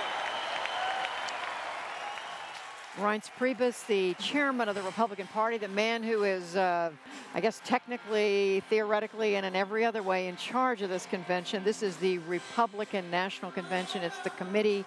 The Republican committee puts this on. Reince Priebus is the man in charge. He's from Wisconsin. He's close friends with Speaker Paul Ryan. And Gwen, talk about somebody who's been through a roller coaster this year. Think of what this party has been through. I have to say, I didn't think Reince Priebus had it in him. He's really had to make a lot of people comfortable this year and pull together a party. When you talk about unity, that's what we're talking about. I want to ask you about that, Sarah McCammon. You're here, joining us here from NPR, because it seems to me that was one of the toughest relationships to build this year between Donald Trump and the chairman of the party. He spent a lot of time building that relationship. Yeah, and it's been a process, I would say, and not just the chairman of the party, but many of the factions within the Republican Party. It has taken a long time for this night to happen, for us to get to this point. One thing I've chronicled is just the discomfort many Republicans, frankly, have had. It's something I heard over and over again on the campaign trail this year, because Donald Trump was saying things that a lot of them had not heard from politicians before. And whether it was the social conservatives or the party establishment, just a lot of discomfort. But the thing that I hear more and more as I talk to voters, Republican-leaning voters, is I may have some issues with Donald Trump, but I'm more uncomfortable with Hillary Clinton. And that seems to be the line from many Republicans. The heart of every speech we have heard of this campaign. Just about. I mean, that seems to be the one line in every speech, or 99 lines in every speech that gets the attraction. Mark Shields, it's still, I mean, we all kind of have to sit here and take a breath for a minute to think 13 months ago, Donald Trump came down that escalator at Trump Tower in New York. He was written off by so many people. And he raises his hand. Mark's hand goes up. Yes, we recall. Lo and behold, here we are. I didn't know he was done then, but I knew he was done when he said that John McCain, he didn't admire John McCain because he'd been captured. I know that would sink him, and of course it did. But what strikes me is we're sitting here listening to Reince Priebus, the chairman from Wisconsin. We heard Scott Walker, the governor of Wisconsin, Paul Ryan, the Speaker of the House from Wisconsin, and Ron Johnson, the embattled Republican Senate incumbent from Wisconsin, a state that the Republicans have not carried for the presidency in 32 years. And yet these dominant Republican figures come from there. And Ron Johnson, who was persuaded by Priebus and others to come down and speak to this convention, returned home to find out that $2 million of ads in support of his candidacy had been pulled by the Koch brothers Political Action Committee. Nice reward for showing up in Cleveland to support the ticket. So many people stayed away. He's in a tough race with Russ Feingold, and it's basically a kiss-off on the part of that political action. Because they think he can't win. They think he can't win. Yeah. Amy Walter. You know, at the beginning of 2013, I guess it was at the Republican National Committee at their winter meeting, and they said we did this big look at what happened in 2012, and they came out with something we've dubbed the autopsy, where they went and they looked through everything that went wrong in 2012, why they didn't win the Electoral College. And they said it was really simple. We're in a demographic death spiral. We're not doing well enough with younger voters, with non-white voters, with women. We have to do better. Let me interrupt you just to tell you that's Donald and Melania Trump arriving at the arena, the Quicken Loans Arena here tonight. I'm sorry, Amy, continue. Yeah, and I just think back to that time, and they said it's pretty easy what we need to do. Right. And where they started, it was about policy, but mostly it's about tone. They said, when we tell people that we don't want them, we don't like them, they don't look like us, they're not going to listen to anything we have to say. To see Reince Priebus up there right now is just striking. We need to take a short break. Once again, this is special PBS NewsHour and NPR coverage of the Republican National Convention in Cleveland. Stay with us. We'll be back in 1 minute.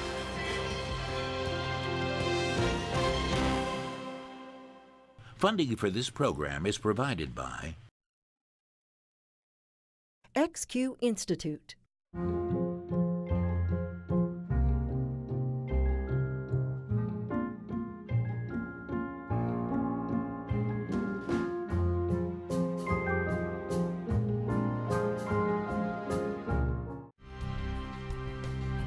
BNSF Railway. Lincoln Financial, committed to helping you take charge of your financial future. This program was made possible by the Corporation for Public Broadcasting and by contributions to your PBS station from viewers like you. Thank you. Reliable, balanced, real. Election 2016 on PBS. Hi there, it's Rachel Martin down on the podium here at the Republican National Convention. It's day 4, the 4th and final day of the RNC, and it all leads up to the big speech tonight by Donald Trump. We just heard the chairman of the RNC, Reince Priebus, give his address to the delegates, laying out the case for why Donald Trump should be the next president of these United States. Coming up in the next portion of the events tonight, we're going to hear from Peter Thiel. He is the founder of PayPal and a venture capitalist. He is also the first openly gay man to address the RNC.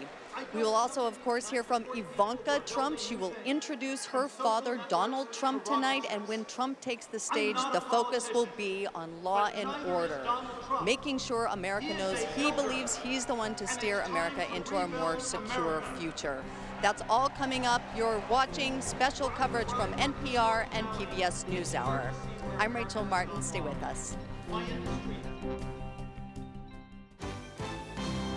Coverage of the Republican National Convention from NPR and the PBS NewsHour. I'm Judy Woodruff. And I'm Gwen Eiffel, and behind us on the stage is Peter Thiel, who is the venture capitalist and entrepreneur who founded PayPal, and he's one of the few Trump Silicon Valley supporters. He was the first outside investor at Facebook, currently involved in a lawsuit against Gawker Media, which outed him in a 2007 article, and he's got something to say about that tonight. Let's listen. College tuition costs more every year. Meanwhile, Wall Street bankers inflate bubbles in everything from government bonds to Hillary Clinton's speaking fees.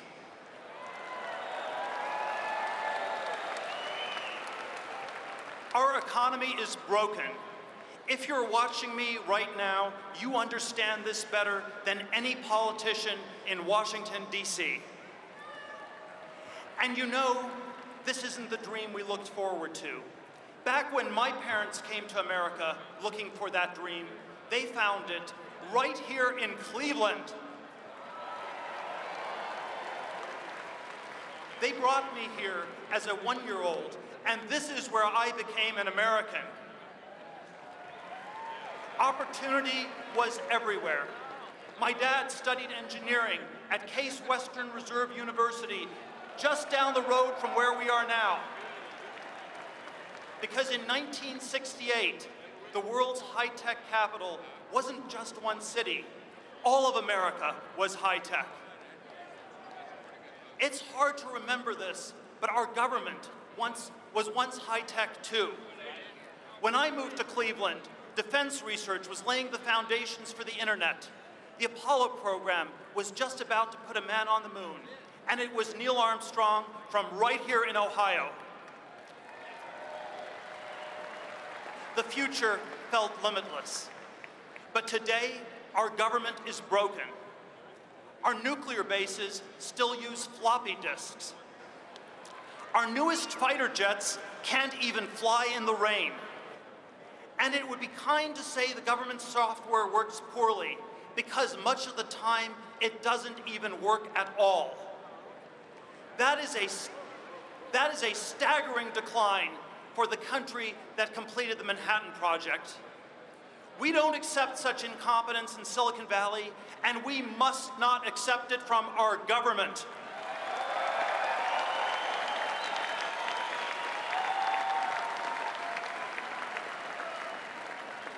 Instead of going to Mars, we have invaded the Middle East. We don't need to see Hillary Clinton's deleted emails. Her incompetence is in plain sight.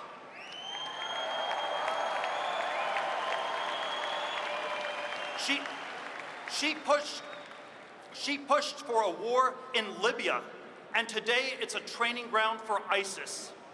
On this most important issue, Donald Trump is right. It's time to end the era of stupid wars and rebuild our country.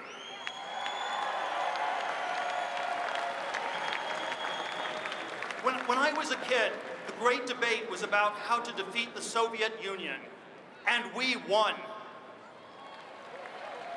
Now we are told that the great debate is about who gets to use which bathroom. This is a distraction from our real problems. Who cares?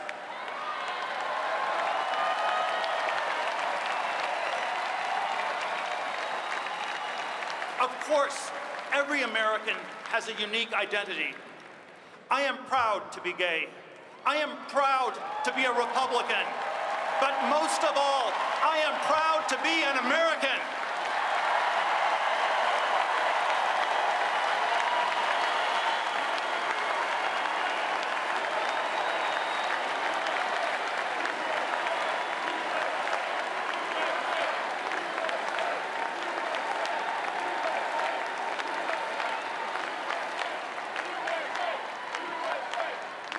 I don't pretend to agree with every plank in our party's platform, but fake culture wars only distract us from our economic decline. And nobody in this race is being honest about it except Donald Trump.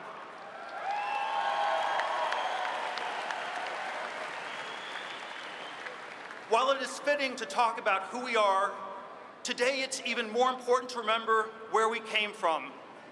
For me, that is Cleveland and the bright future it promised. When Donald Trump asked us to make America great again, he's not suggesting a return to the past. He's running to lead us back to that bright future. Tonight, I urge all of my fellow Americans to stand up and vote for Donald Trump. Thank you. Thank you very much. Thanks. It's Peter Thiel, the Silicon Valley entrepreneur who probably is the first person ever to come to a podium at a Republican National Convention, not only declare himself openly gay, but also to say things like, why are we talking about transgender bathrooms? Forget about that. That's not worth. And then he got a cheer for it, which in this crowd was a little bit of a surprise. Ron Elving from NPR, welcome. Good to be with you, Gwen. I thought it was a little bit of a surprise, although I wasn't absolutely sure how many people were cheering in order to answer the rhetorical question of who cares. Maybe some of them were cheering because they do care. Others of them clearly, though, were approving of the rhetorical question, as if to say, we don't need fake cultural issues, just as Peter Thiel had said. And also saying that they reject identity politics. So he said, I'm gay, but I'm also an American, which is also a very popular refrain. What I find fascinating is in 2004, in this very state, the issue that many thought put George W. Bush over the top was gay marriage as a wedge issue that helped Republicans defeat John Kerry. The fact that we are only 12 years later and Republicans cheering somebody who comes out shows just how quickly the culture shift has been on this issue. And even within this party where I think that's been the one issue that you have not seen the kind of divisiveness as you have on race and immigration. But you do see it at the state level. Clearly the argument in the state of North Carolina, David Brooks, over what we were just discussing, transgender acceptance. And there's still elements of the Republican Party, much of it in the South, but other parts of the country as well that are uncomfortable. Yeah, there's division. First of all, it's good to see an actual billionaire speaking tonight as opposed to the fake one we're about to see. There you go. But you know, it's been generational. You know, they do these lists of which TV shows do Democrats watch and which TV shows do Republicans watch. And a couple of years ago, the number one was Modern Family, which is a prominent gay couple on the. And so that's been part of the increasing acceptance. And two things I think are true. First, generationally, younger, even very conservatives, evangelicals, much more accepting. And second, I've now forgotten my second point. But I think they're sick of basically fundraising politics. The transgender bathroom issue is a fundraising politics. It's not a real issue that people are concerned about. It's a way to get people to give money to certain organizations. And I think there's been a diminishment of taste for that sort of culture war politics. Mark, I don't argue with that, Judy, but I would say that the issue has put the Republicans very much on the defensive and divided them in North Carolina. And I think there's really a good chance that a Democrat will win the governorship in North Carolina, and that the Republican United States Senator Richard Burr is embattled. And today, Coach Mike Krzyzewski of Duke, who's not a politically active creature, came out and said this was absolutely silly, the North Carolina law on this subject. And well, this is the day the National Basketball Association said they're not going to hold they moved their All-Star game from out Charlotte. of the state, which has some economic consequences. The other line that he used in his speech is, he said, we must end stupid wars, the era of stupid wars. I mean, that's pretty strong about American foreign policy and national security policy. And when he said we are invading the Middle East, he's talking about a Republican president in going into Iraq. But at the core of it also was still the anti-Hillary. At the core of every speech, no matter what else they talk about, that's what it is. Ron Elving, we were just talking about these down-ballot races. Are we paying close enough attention to what's happening here? A lot of people are excited about Donald Trump now, or about a lot of issues. But what about these issues about, like, governor's races, Senate races? The Senate races are the big focus for 2016. Most of the governorships have now moved off cycle, away from the presidential election, because they don't want to compete for money. But the Senate races this year, you've got something like a third of the Senate every 2 years that has to stand, and 2/3 of the seats this time are Republican seats they have to defend after winning them in 2010 in the big Tea Party election. 2/3 of those seats. And among the Democratic seats, only about 10, only one looks vulnerable at this point, the one in Nevada that's a vacancy. The others look pretty good for the Democrats. Among the Republicans, the number of vulnerable seats keeps expanding. Now Indiana looks tough. Missouri might look tough. We've already said North Carolina looks tough. It's going to be tough for them to hold that 4-seat margin that makes them the majority party in the Senate and allows them to stiff, for example, a Supreme Court nomination like Merrick Garland. And Amy Walter, how much, as somebody who watches this a lot, how much is the Trump campaign worried about it? I don't think the Trump campaign is thinking at all about what's going on ballot. In fact, what's interesting, it's the big donors and many who are sitting out the presidential race who are thinking a lot more about this. And what they're happy about, when I talk to Republicans who are investing in Senate races, involved in Senate races, is that Donald Trump, because he's an island to himself, he is not the Republican brand. We've talked a whole bunch about, is this Trump's party, is this a Republican party? This actually helps Republicans down ballot because he is the face of Donald Trump. They are not. And Democrats, of course, are going to spend the next few months here trying to make that link between them. But right now, voters do make the distinction between, say, the Republican senator and Donald Trump. They don't see them as interchangeable. And the other difference between what happened, let's say, in 2008, where it was a wave election and Obama brought in a whole bunch of Democrats, remember, 2008 was as much about Barack Obama as it was about being against George W. Bush. All those Republicans who lost were part of the Bush era. That's not what's happening now. This is, of course, a Democratic administration. And the unifying thing is being against and not necessarily being for David Brooks. I do wonder whether we think, as we look at this, as we look at the arc of this convention especially, whether it feels like the Trump campaign or the Republican National Committee is getting its sea legs now, and that the message, not just so much keep staying on time or overtime, but that the message is getting more coherent. Well, I'm not sure. The anti-Clinton message has been pretty coherent. The switch to law and order is sort of a shift. We haven't heard actually all super much. We've heard a lot of parents who lost kids. I guess that was sort of a predicate to what we're about to hear. But the line Amy used, it's that Trump is a sea unto himself or an island unto himself. Matt Dowd was here a couple days ago and said it's more a personality cult. That really does ring true to me, that he is his own thing.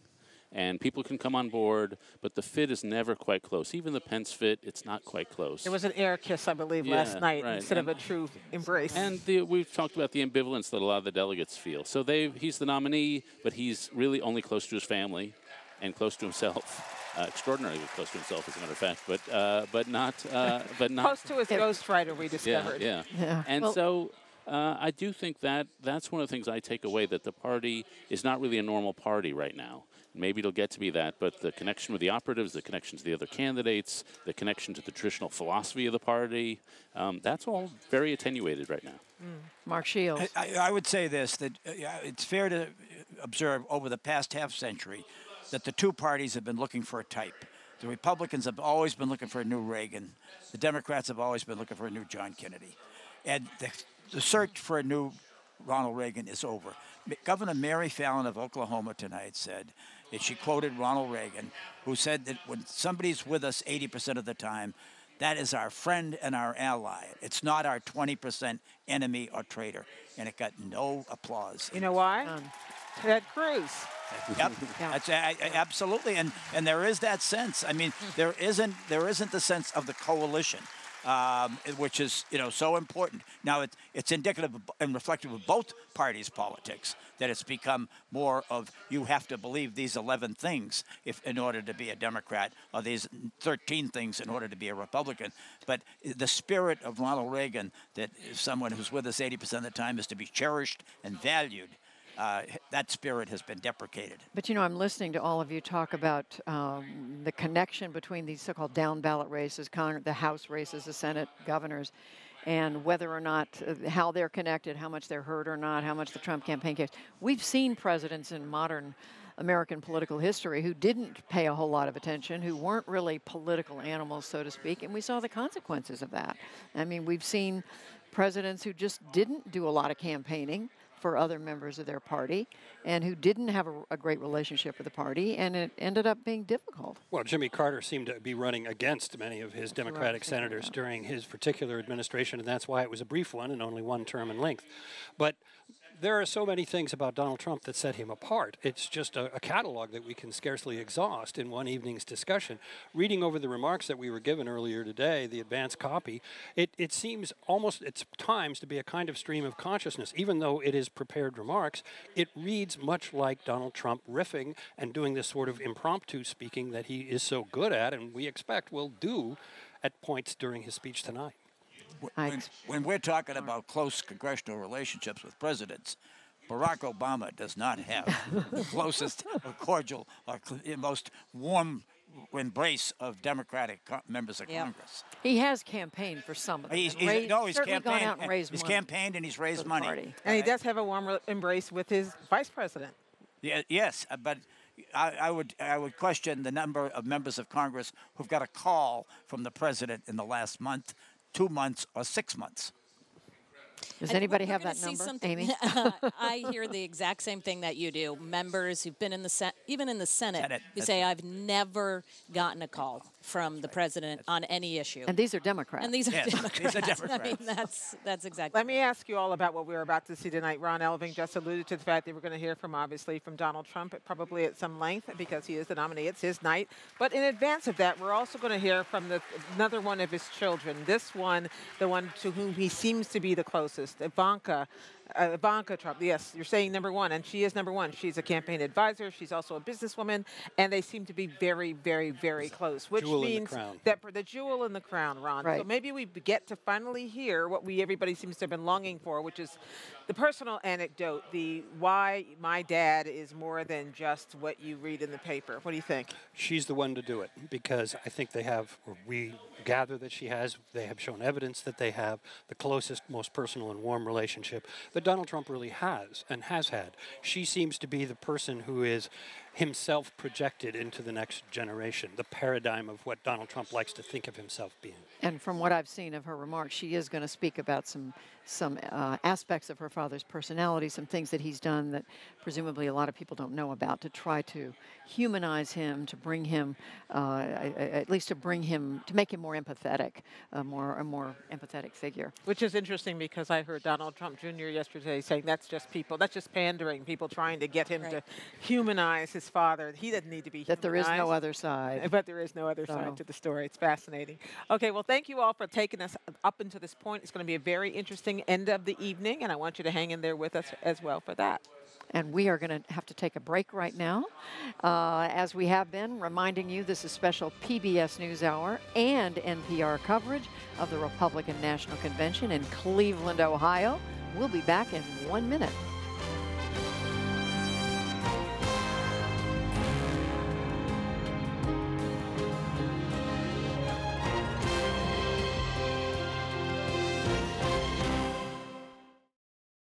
John Barrasso, a U.S. Senator from Wyoming. The convention where Ronald Reagan came back to give his final speech. It was a remarkable time where, you know, people in a convention hall are pretty raucous usually. It was so quiet that you could actually hear the breathing as Ronald Reagan would speak.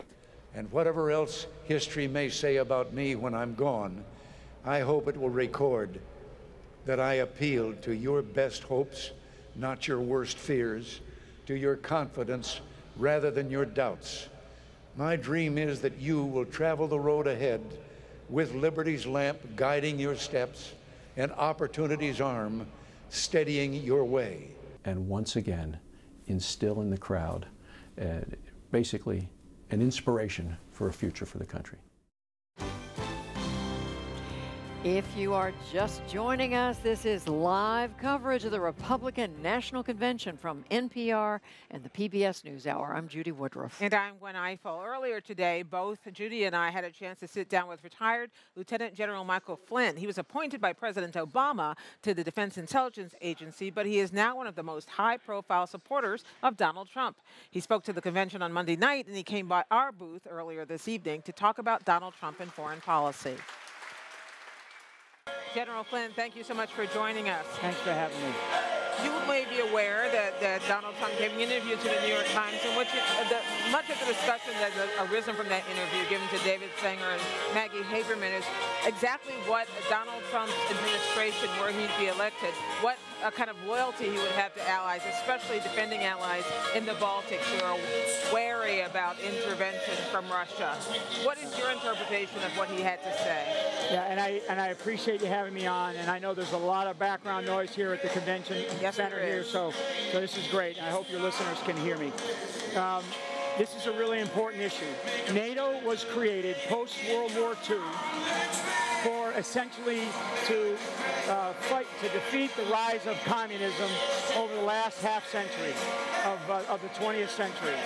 We are in the second decade of the 21st century, and we are facing an array of very complex threats, many of them, you know, not only on the borders of the NATO nations, but also around the world today with the rise of radical Islam, with the rise of huge problems with transnational organized crime, and some of the challenges that we're having with the large nation-state on nation-state activities. The assumptions that NATO was built upon must be revisited. All the assumptions. And the whole issue that Donald Trump brought up was about resourcing. So if only 4 countries out of the couple of dozen countries that are part of NATO are paying their bills, what are we getting for that? I mean, why should these countries not pay? One of the other points that came up in that Times interview that Gwen mentioned has to do with Turkey. Right. And Donald Trump made it clear that he thinks what President Erdogan is doing is just fine. But are you comfortable with the democratic values that you see President Erdogan exhibiting right now? I mean, our president right now has a great relationship with Erdogan. I mean, they have a relatively warm relationship. So I would say that the situation in Turkey is still so fluid, and there's some challenges right now as we're seeing unfold in the last 24 hours, really the last 48 hours. So I think what we have to do is we have to let this thing play out and see what is happening. I do believe that the coup failed, and Erdogan is in charge of this country. And what the United States must do right now is figure out how we will continue to have a relationship with the current leader of Turkey, which is Erdogan. And we also have, our number one priority is really the safety and security of Americans who are based there in our military forces, and also Americans who are just traveling there. Your candidate, Donald Trump, has said many times that he thinks he just wants to wipe out ISIS and he can basically drop a bomb and do it. Would that involve putting American troops on the ground in Iraq or Syria? Yeah, I think that we have to declare war against radical Islam. And what does that mean? Yeah, so what that means is that we are going to have to take away their sanctuary. Now, in this business about, everybody wants to know, okay, boots on the ground, how many boots do we need? 2 years ago, the United States had 175 U.S. soldiers, military personnel in Iraq. Today, we have over 6,000. We asked for just roughly around 10,000 back in 2011 to keep this problem down. And the president said, for political reasons, nope, we're going to pull you out. Well, now we're almost back to that level. And so what it shows is we have no strategy. So what we have to do is we have to discredit this ideology. We have to create what I call for as a new 21st century alliance against, which brings in the Arab nations to be able to do some of these things. So, yeah, I just want to button that up by saying what Donald Trump is also saying is that his philosophy is America first. There's so many things the U.S. needs to take care of, which suggests that getting involved and trying to work to eliminate ISIS is going to take that's why we have to get the Arab nations to step up and do far more. And right now, we're not doing that. I'm telling you, we've had the conversations that we're having are at such a low level, and there's just so much angst and concern about what the U.S. relationship is with Iran because of this Iranian nuclear deal. I'm telling you, I travel in that region. I know these guys, and they don't know which direction the United States is going. Donald Trump is right about America first. I have to say, General, I didn't hear an answer to my question about whether, in order to do this thing you're talking about, Americans can be expected to commit blood and treasure to this already have on the ground and continue to in larger numbers. Yeah, yes? I mean, I think that what we have to do is look at what it is that we want to achieve, and then how do we organize not only ourselves inside of this country, but how do we organize the Middle East to take care of this disease that exists inside of the Islamic ideology. General Flynn, thank you very much for coming to talk with us. We appreciate it. You guys are great. Thank you for having me on your show. That's our conversation with General Michael Flynn. Gwen and I spoke with him a few hours ago before the convention got underway. Just a few minutes ago, or maybe right now, our reporter Lisa Desjardins is on the floor of the convention with the North Carolina delegates responding to something they heard a few minutes ago. Lisa. That's right. Peter Thiel, when he spoke a few minutes ago, the founder of PayPal, he spoke about this party not needing to debate things like bathroom laws.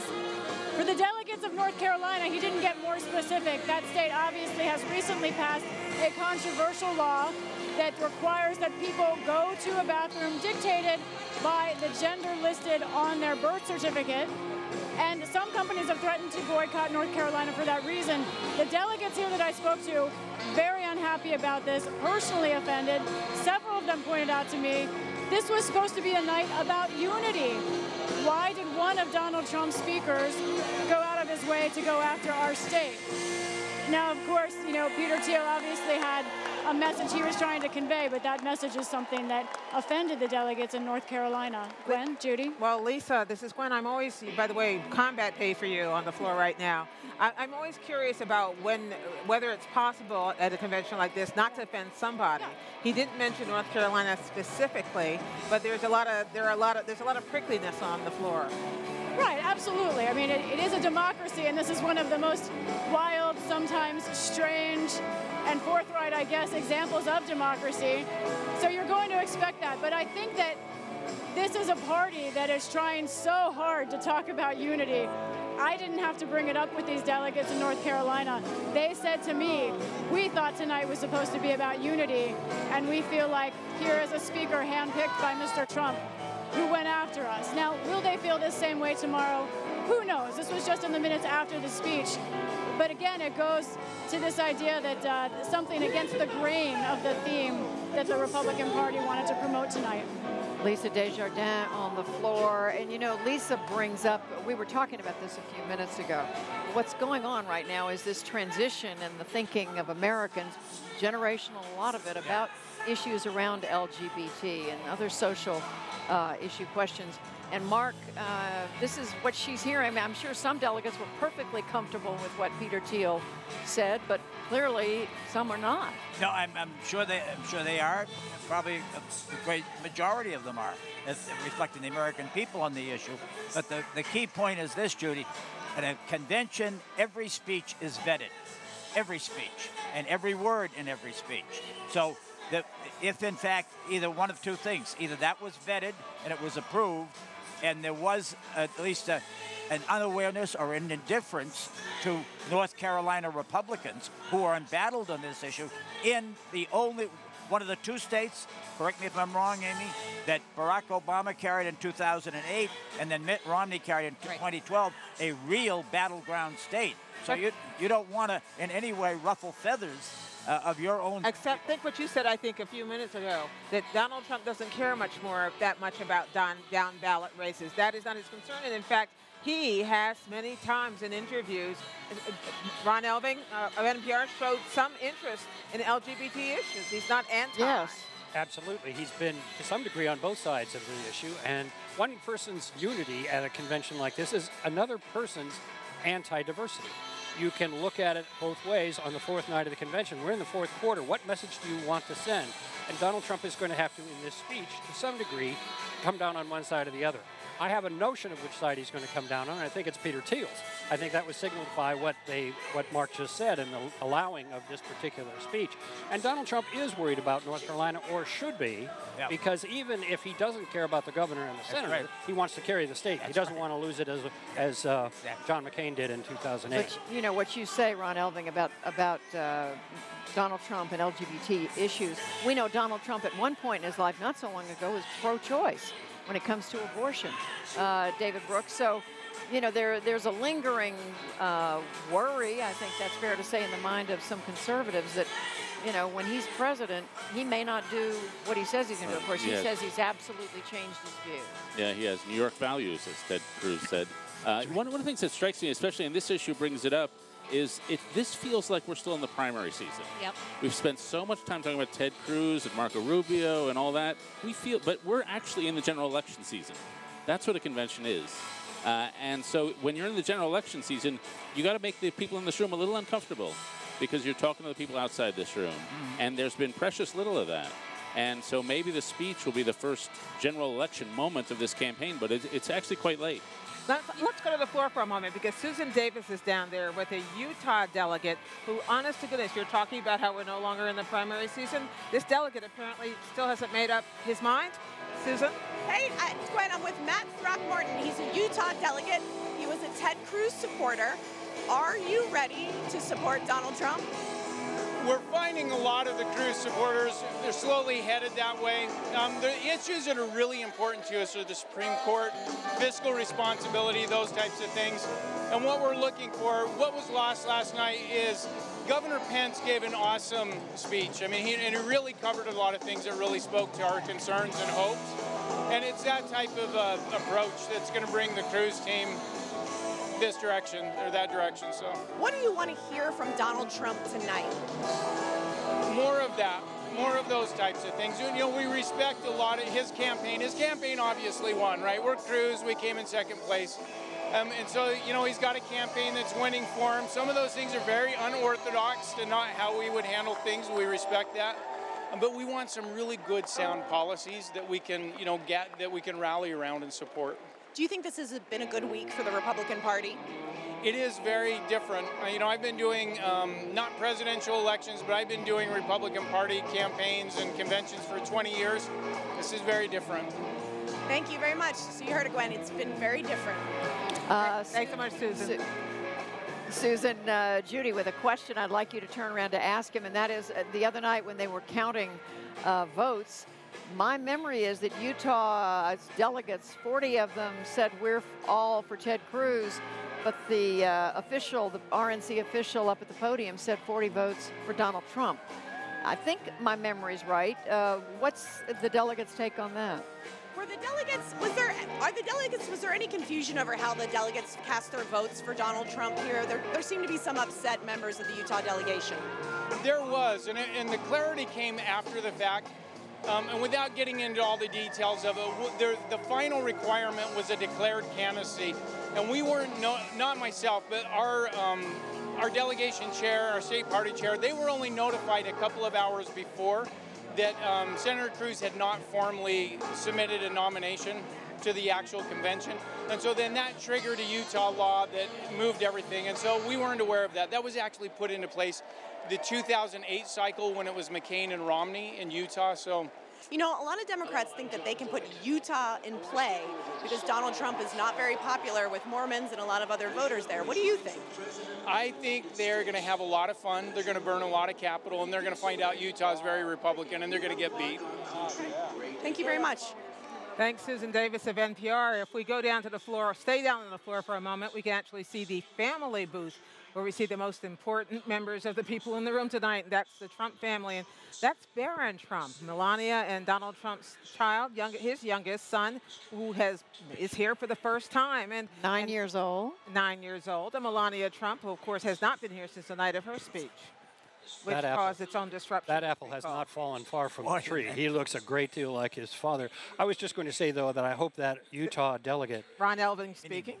I hope that Utah delegate is not hoping to hear a lot about Mike Pence in Donald Trump's speech tonight. He wants to hear more about about Mike Pence, and he has reason to, but there are only 4 sentences by my count, and 2 of those, the subject of the sentence is Donald Trump. Well, does anybody really vote for the vice president? I mean, we know we spend a lot of time talking about how much Donald Trump likes to talk about himself and not about his running mate or anybody else. But in the truth, the night that you accept the nomination, how much of it do you ever turn over? I don't know. I don't remember. Isn't the old saying, vice presidential pick can't help you, but it can only hurt you? And that seemed to be in what Mark Shields, isn't that? Mark that is an old saying. I am the purveyor of old sayings and the possessor of old sayings. But I think it's fair to say it's a judgment call on the president if a vice presidential nominee is seen as a person of high value and handles himself or herself well in the campaign. That was certainly the case in 2008 with John McCain and Sarah Palin. By election day, twice as many people thought that Joe Biden was qualified to be president of the United States and could step in rather than Governor Palin. So, I think in that sense, it's sort of a macro decision rather than carrying this state or that state. David Brooks, go ahead, pick up. You know old sayings, too. I agree. In politics, generally, the lows are lower than the highs are high. The mistakes you make are more costly than the things you do well. Yeah. And that's why caution is always a good watchword. And Trump, uncharacteristically, was quite cautious with this pick. And maybe that's a solve to a lot of people. Mm-hmm. I want to just go back to the Utah delegate and the idea where he says it's been interesting. What was his euphemism, right? Yeah. Different. Yeah. I've been hearing the same thing from delegates, too, trying to figure out what they're going to do. But, beyond the fact that we've talked a lot about this is Donald Trump's convention, and there's a whole different strain of Trumpism in the Republican Party, but the Republican Party division goes beyond personality, too. If you look at the major issues, especially cultural issues, whether it's immigration, gay marriage, climate change, abortion, the Republican Party is pretty divided on all of those issues. The Democratic Party is overwhelmingly united on those issues. So this isn't just about what Donald Trump is saying. This is actually what's happening within the entire body of the Republican Party. But is that... Go ahead. Ron Elving. I believe you were about to speak. I just want to say there's a weird... Everyone's so polite all of a sudden.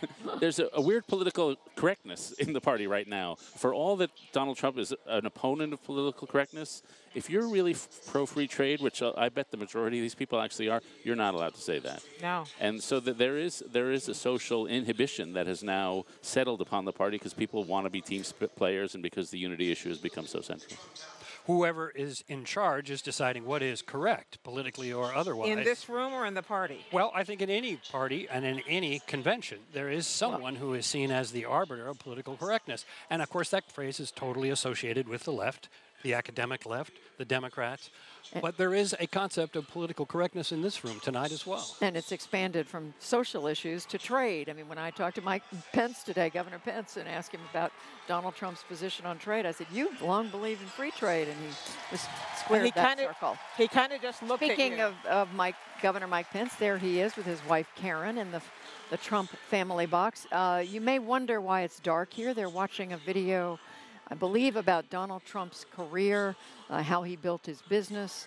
And this is all a prelude, Gwen, to hearing from Ivanka Trump, the candidate's daughter. Can I say that my favorite part of your interview, Judy, today was at the very end when he said, well, we're off, and you said it to a raucous campaign. He just said, yes. We need to take a short break for this. For our NPR stations, this is special PBS and NPR coverage of the Republican National Convention. Stay with us. Charlie Black, I'm a Republican strategist. I've been involved in a number of presidential campaigns over the years. The best speech probably was Elizabeth Dole when Bob Dole was nominated in 1996. It was a surprise and obviously an innovation to not stand behind the podium and use a teleprompter. Tonight I'd like to break with tradition for two reasons. One, I'm going to be speaking to friends, and secondly, I'm going to be speaking about the man I love. And it's just a lot more comfortable for me to do that down here with you. She'd be talking about something good about Bob Dole and look right into a delegate's eyes. Then she'd move over a little further, look right at another delegate and talk. And it was conversational, but it was really a testament to Bob Dole as a person and his character. And I remember that one more than almost any other speech.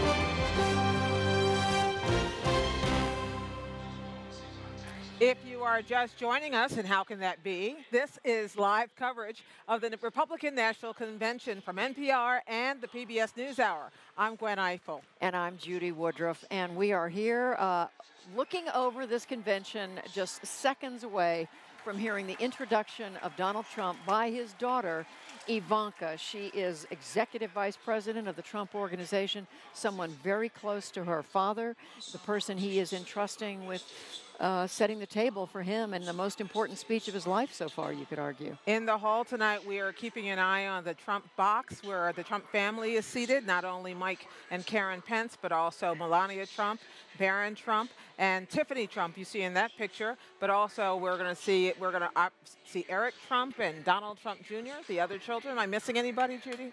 Well, let's see. Eric, Donald Jr., their spouses, Tiffany, I think you mentioned all. I think I got them all. I think we're going to see all of them together. My expectation is all of them are going to be on the stage when Donald Trump finishes up a little bit before 11 o'clock. Right now we see what's happening on stage behind us, so maybe we can dip in a little bit, is a video introducing Donald Trump, if he needed any introduction in this crowd, but it also will lead up to the arrival of Ivanka Trump, and Ivanka Trump will lead up to the arrival of the man of the hour, who everybody wants to see, Donald Trump. Let's watch. As he has done so many times before, he will stand up for the brave men and women who defend our country and who protect us here at home. He will bring about the change this country so desperately needs and get the job done. It's been a long time since we've had a president like that. Donald Trump. This It's is a time to classic make America video. great again. And now we are about to see Ivanka Trump. The audience is rising to its feet. The sign behind the stage says, "Make America Great Again," and here comes Ivanka Trump in a white dress, walking right up to the podium. That was my favorite moment when Melania Trump came out the other night and Judy said she's in a white dress. We're not, we kind of know fashion. We're big on white. Ivanka Trump is getting a warm reaction. Thank you. 1 year ago, I introduced my father when he declared his candidacy. In his own way and through his own sheer force of will, he sacrificed greatly to enter the political arena as an outsider, and he prevailed against a field of 16 very talented competitors.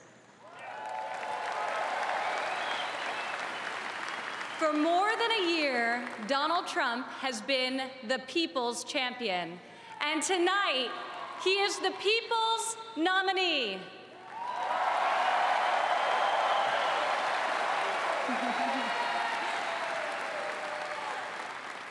Like many of my fellow millennials, I do not consider myself categorically Republican or Democrat. More than party affiliation, I vote based on what I believe is right for my family and for my country. Sometimes it's a tough choice. That is not the case this time. As the proud daughter of your nominee, I am here to tell you that this is the moment and Donald Trump is the person to make America great again.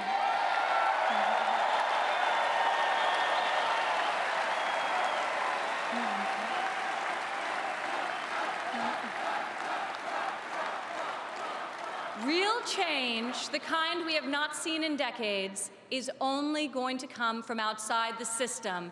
And it's only going to come from a man who has spent his entire life doing what others said could not be done.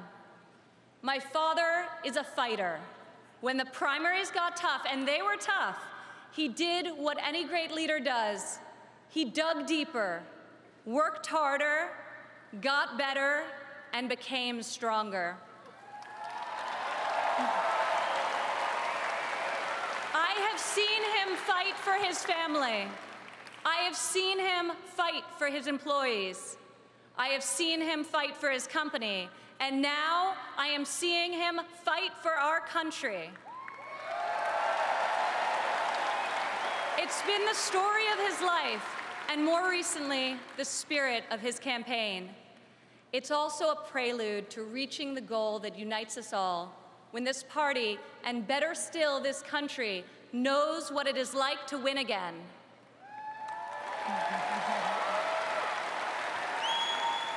If it's possible to be famous and yet not really well known, that describes the father who raised me. In the same office in Trump Tower, where we now work together, I remember playing on the floor by my father's desk, constructing miniature buildings with Legos and erector sets, while he did the same with concrete, steel, and glass. My father taught my siblings and me the importance of positive values and a strong ethical compass. He showed us how to be resilient, how to deal with challenges, and how to strive for excellence in all that we do. He taught us that there is nothing we cannot accomplish if we marry vision and passion with an enduring work ethic.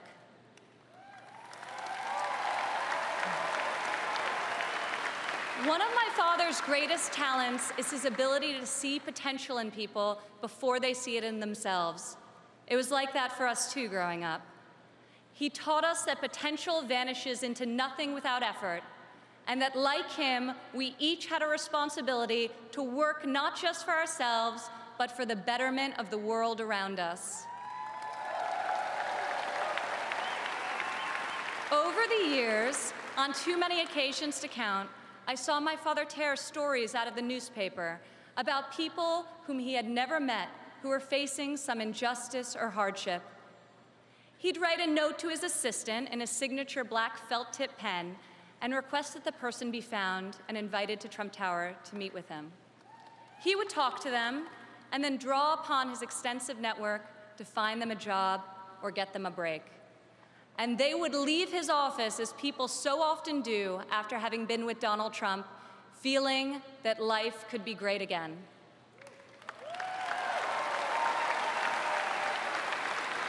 Throughout my entire life, I have witnessed his empathy and generosity towards others, especially those who are suffering. It is just his way of being in your corner when you're down. My father not only has the strength and ability necessary to be our next president, but also the kindness and compassion that will enable him to be the leader that this country needs.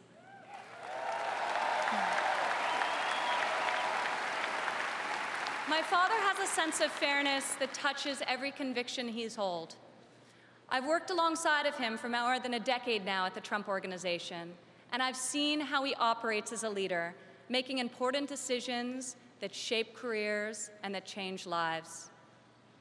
I've learned a lot about the world from walking construction jobs by his side. When run properly, construction sites are true meritocracies. Competence in the building trades is easy to spot, and incompetence is impossible to hide.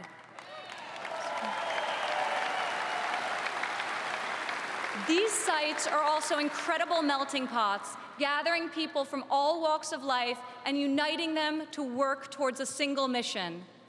There have always been men of all background and ethnicities on my father's job sites, and long before it was commonplace, you also saw women. My father values talent. He recognizes real knowledge and skill when he finds it. He is colorblind and gender neutral. He hires the best person for the job, period. Words and promises, no matter how visionary they sound, will only get you so far. In our business, you're not a builder unless you've got a building to show for it. Or in my father's case, city skylines.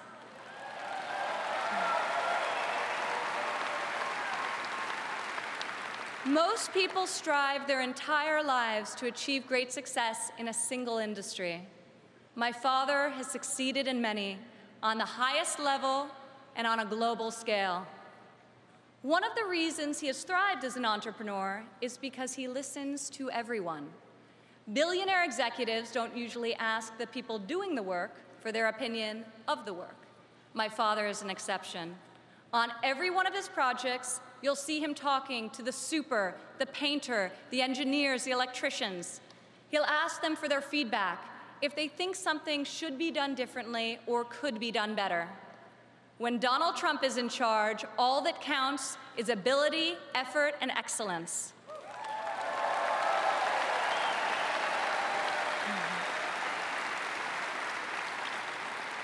This has long been the philosophy at the Trump Organization. At my father's company, there are more female than male executives. Women are paid equally for the work that we do, and when a woman becomes a mother, she is supported, not shut out.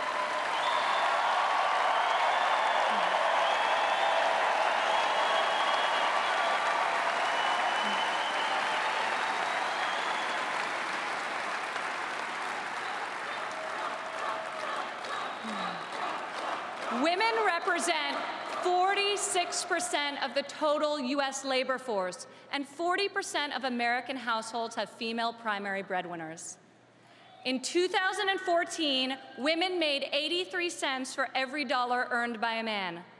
Single women without children earn 94 cents for each dollar earned by a man, whereas married mothers made only 77 cents.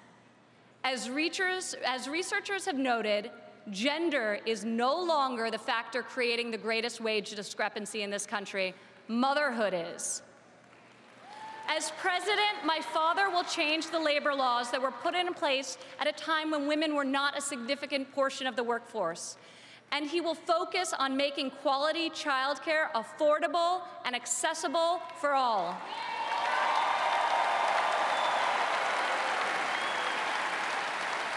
As a mother myself of 3 young children, I know how hard it is to work while raising a family.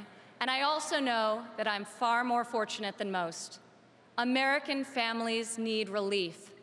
Policies that allow women with children to thrive should not be novelties, they should be the norm. Politicians talk about wage equality, but my father has made it a practice at his company throughout his entire career. He will fight for equal pay, for equal work, and I will fight for this too, right alongside of him.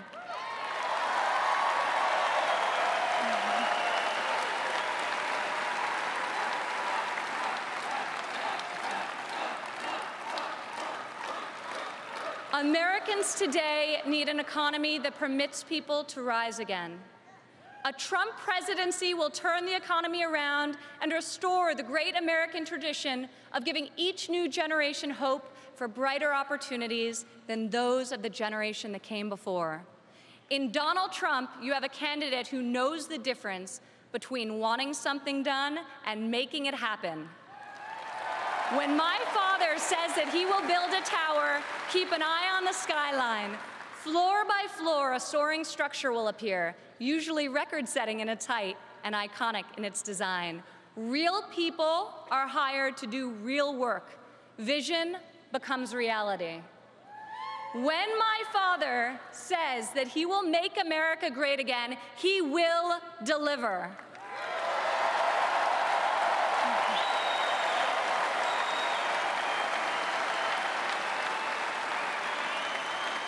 We have a chance this year to reclaim our heritage as a country that dreams big and makes the impossible happen. Fortunately, Donald Trump is incapable of thinking small. When I was a child, my father always told me, Ivanka, if you're going to be thinking anyway, you might as well think big. As president, my father will take on the bold and worthy fights. He will be unafraid to set lofty goals, and he will be relentless in his determination to achieve them. To people all over America, I say, when you have my father in your corner, you will never again have to worry about being let down. He will fight for you all the time, all the way, every time.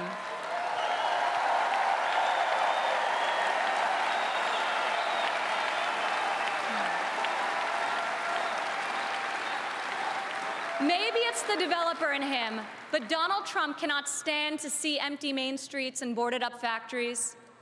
He can't bear the injustice of college graduates who are crippled by student debt and mothers who can't afford the cost of the childcare required to return to work to better the lives of their families.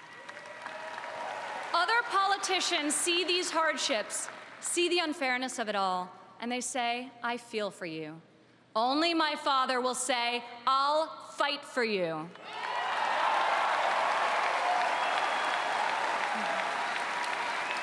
The hard-working men and women of this country identify with my father. He is tough, and he is persevering. He is honest, and he is real. He's an optimist, and he's a relentless believer in America and all of her potential. He loves his family, and he loves his country with his heart and his soul.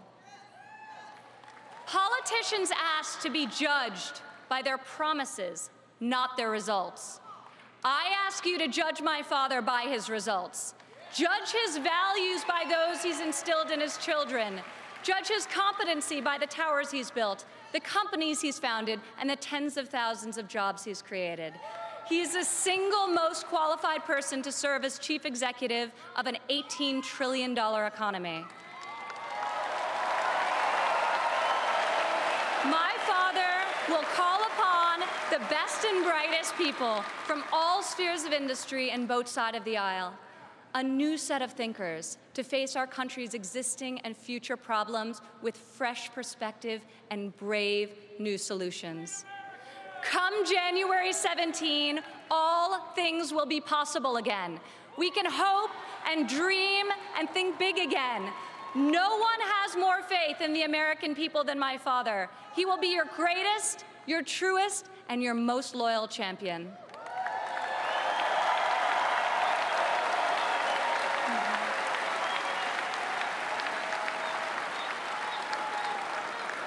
This is the fighter, the doer that you have chosen as your nominee. In ways no one expected, this moment in the life of our country has defined a mission and given it to an extraordinary man. He is ready to see it all the way through, to speak to every man and every woman of every background in every part of this great country, to earn your trust and to earn your vote. He earned that and much more from me a long time ago. I have loved and respected him my entire life, and I could not be more proud tonight to present to you and to all of America my father and our next president, Donald J. Trump.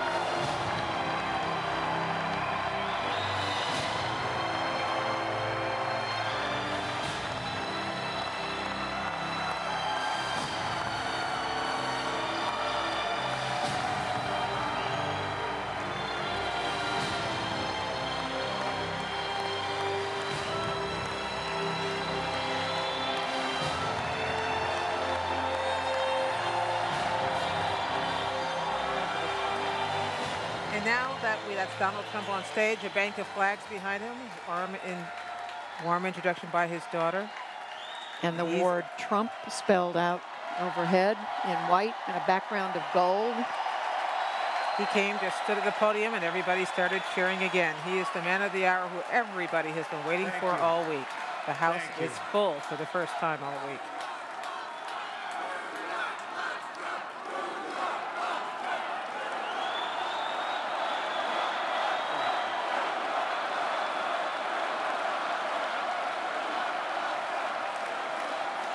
That is cheering it. You're hearing it. They're Thank saying you. Trump, Thank Trump, you very Trump. much.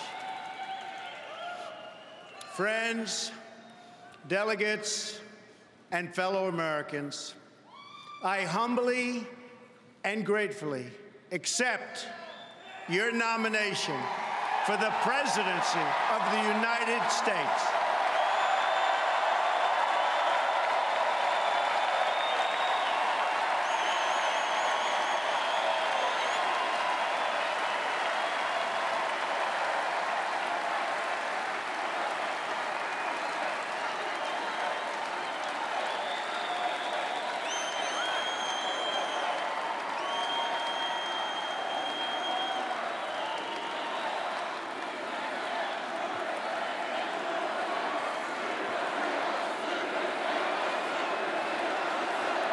USA, USA, USA, USA.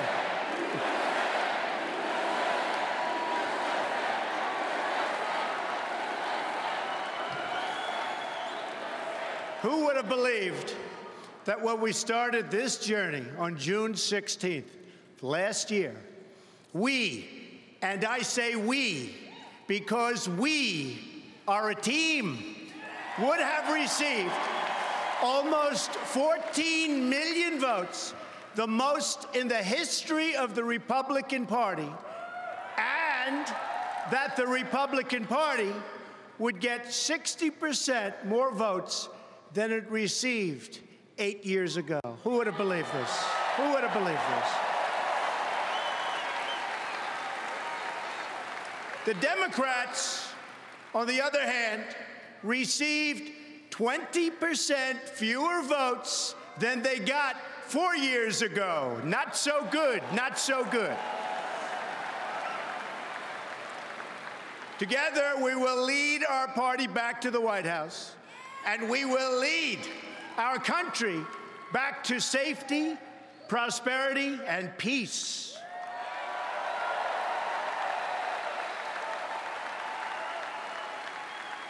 We will be a country of generosity and warmth, but we will also be a country of law and order.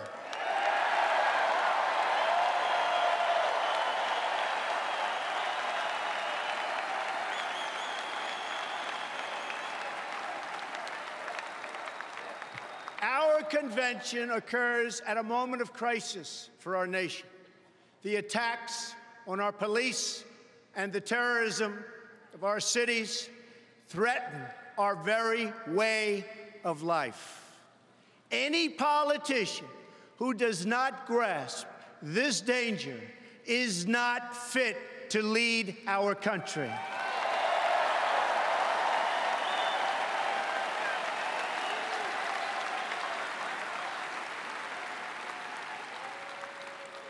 Americans watching this address tonight have seen the recent images of violence in our streets and the chaos in our communities. Many have witnessed this violence personally. Some have even been its victims. I have a message for all of you. The crime and violence that today afflicts our nation will soon, and I mean very soon, come to an end.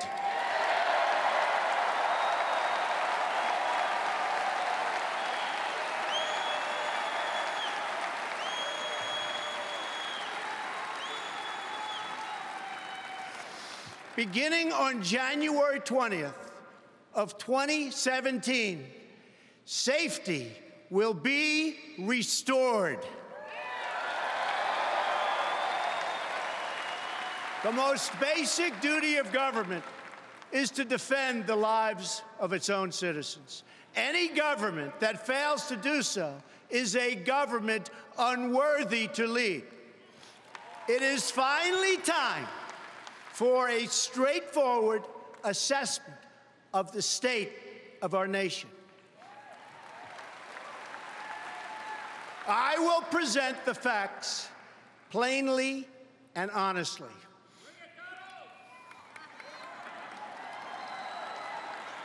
We cannot afford to be so politically correct anymore.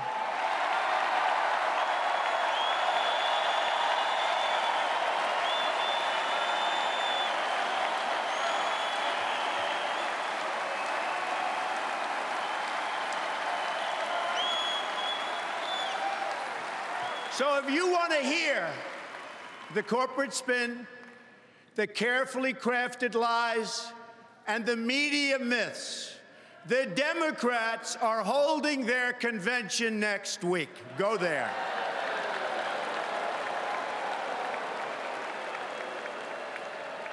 But here at our convention, there will be no lies. We will honor the American people with the truth and nothing else.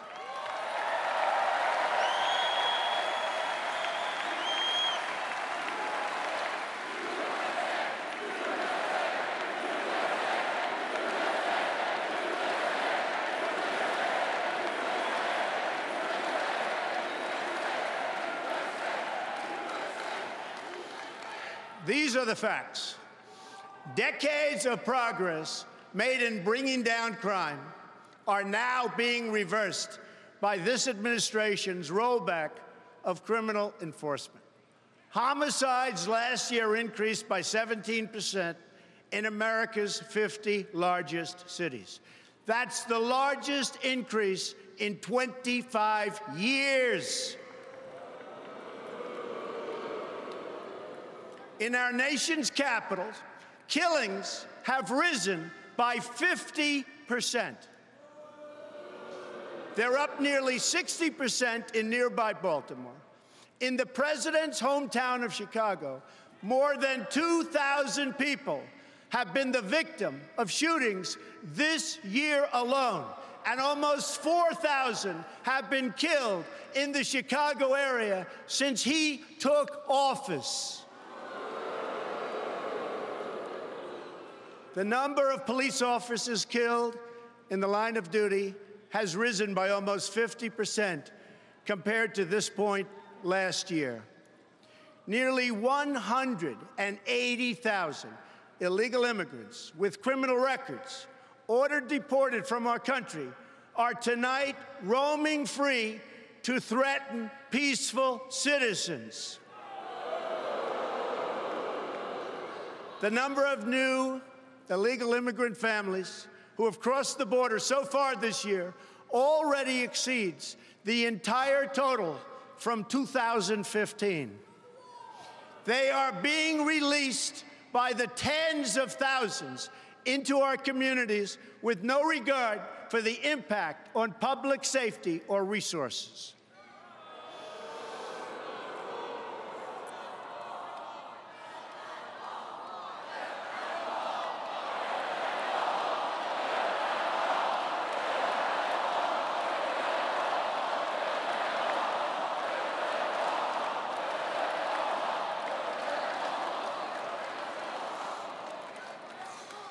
One such border crosser was released and made his way to Nebraska. There, he ended the life of an innocent young girl named Sarah Root. She was 21 years old and was killed the day after graduating from college with a 4.0 grade point average, #1 in her class. Her killer was then released a second time, and he is now a fugitive from the law. I've met Sarah's beautiful family, but to this administration, their amazing daughter was just one more American life that wasn't worth protecting. No more. One more child to sacrifice on the order and on the altar of open borders. What about our economy? Again, I will tell you the plain facts that have been edited out of your nightly news and your morning newspaper. Nearly 4 in 10 African American children are living in poverty, while 58% of African American youth are now not employed. 2 million more Latinos are in poverty today than when President Obama took his oath of office less than 8 years ago. Another 14 million people have left the workforce entirely. Household incomes are down more than $4,000 since the year 2000. That's 16 years ago. Our trade deficit in goods reached nearly, think of this, our trade deficit is $800 billion. Yet, think of that, $800 billion. Last year alone, we're going to fix that.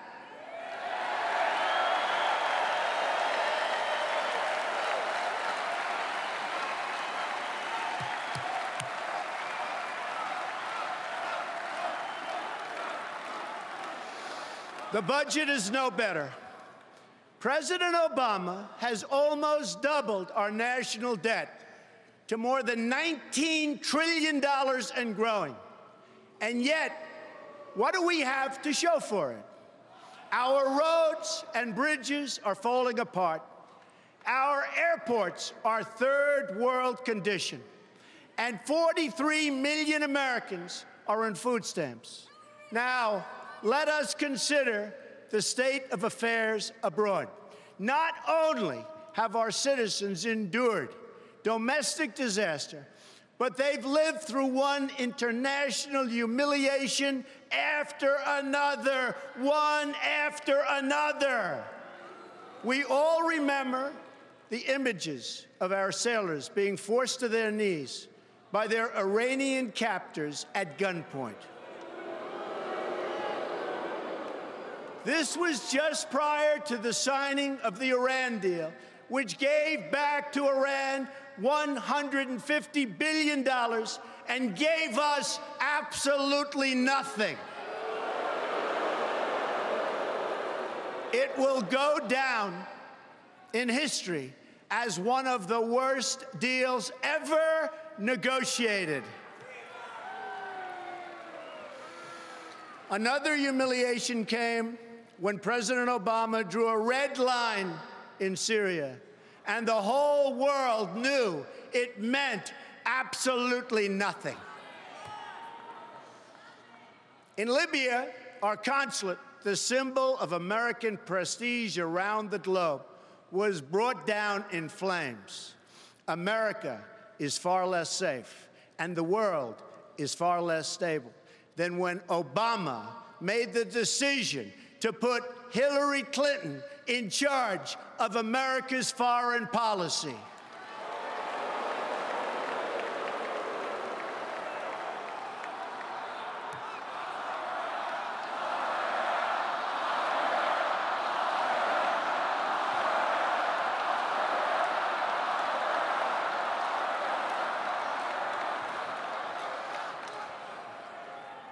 Let's defeat her in November. Okay?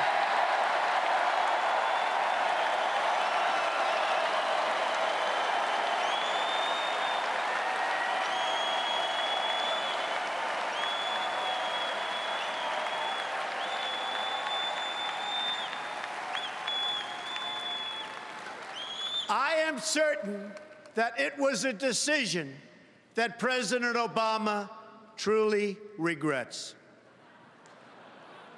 Her bad instincts and her bad judgment, something pointed out by Bernie Sanders, are what caused so many of the disasters unfolding today. Let's review the record.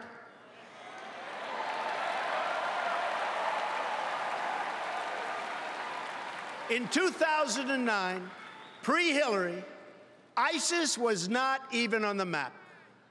Libya was stable. Egypt was peaceful. Iraq was seeing, and really a big, big reduction in violence. Iran was being choked by sanctions. Syria was somewhat under control. After 4 years of Hillary Clinton, what do we have? ISIS has spread across the region and the entire world. Libya is in ruins, and our ambassador and his staff were left helpless to die at the hands of savage killers. Egypt was turned over to the radical Muslim Brotherhood, forcing the military to retake control. Iraq is in chaos. Iran is on the path to nuclear weapons. Syria is engulfed in a civil war, and a refugee crisis now threatens the West. After 15 years of wars in the Middle East, after trillions of dollars spent and thousands of lives lost, the situation is worse than it has ever been before. This is the legacy of Hillary Clinton: death, destruction, terrorism, and weakness.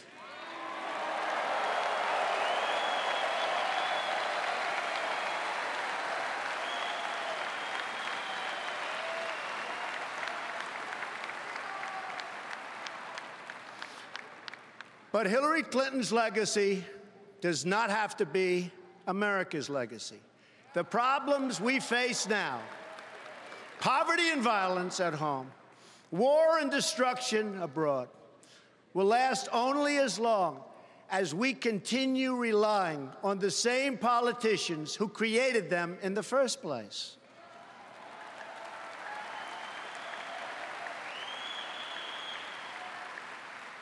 A change in leadership is required to produce a change in outcomes.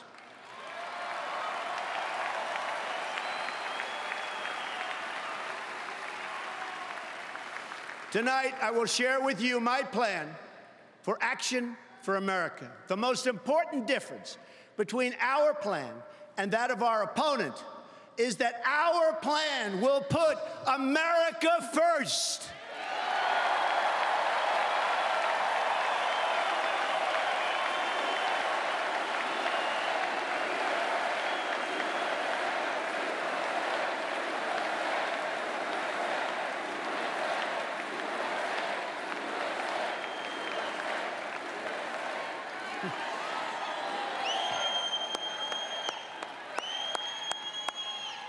Americanism, not globalism, will be our credo as long as we are led by politicians who will not put America first. Then we can be assured that other nations will not treat America with respect, the respect that we deserve.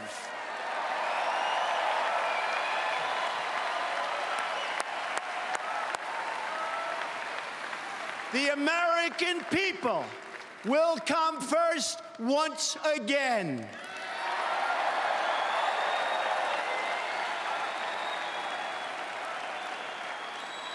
My plan will begin with safety at home, which means safe neighborhoods, secure borders, and protection from terrorism.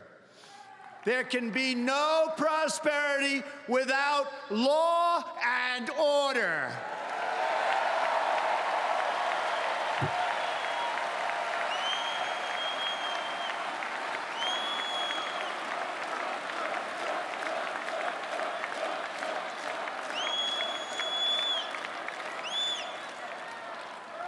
On the economy, I will outline reforms to add millions of new jobs and trillions in new wealth that can be used to rebuild America. A number of these reforms that I will outline tonight will be opposed by some of our nation's most powerful special interests. That's because these interests have rigged our political and economic system for their exclusive benefit. Believe me, it's for their benefit.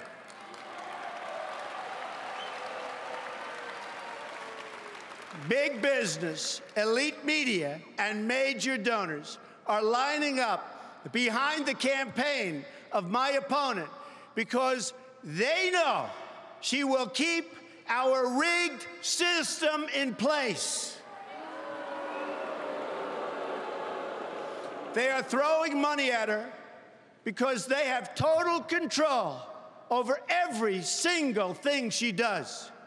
She is their puppet, and they pull the strings.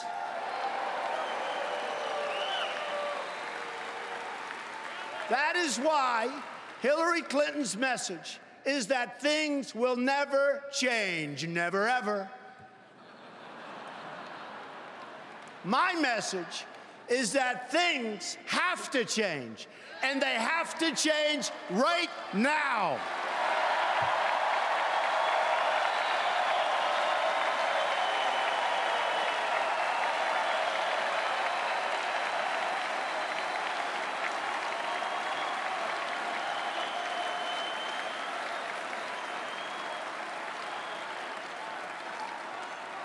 Every day, I wake up determined to deliver a better life for the people all across this nation that have been ignored, neglected, and abandoned. I have visited the laid-off factory workers and the communities crushed by our horrible and unfair trade deals. These are the forgotten men and women of our country, and they are forgotten, but they're not going to be forgotten long.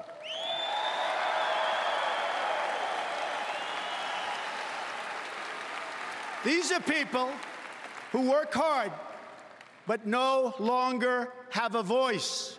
I am your voice.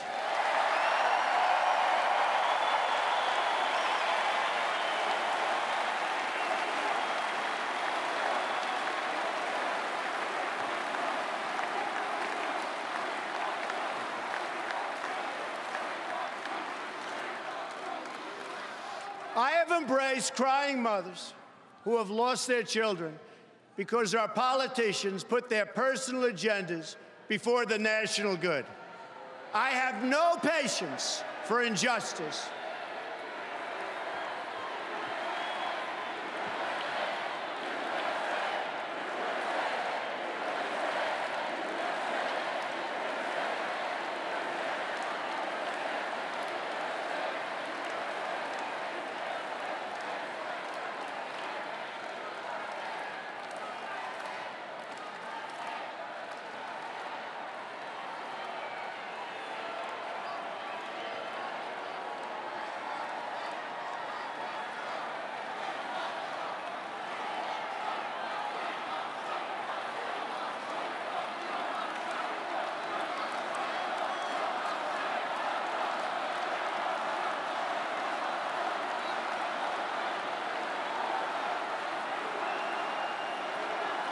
There's another Code Pink heckler on the floor. There's been one there every night this week.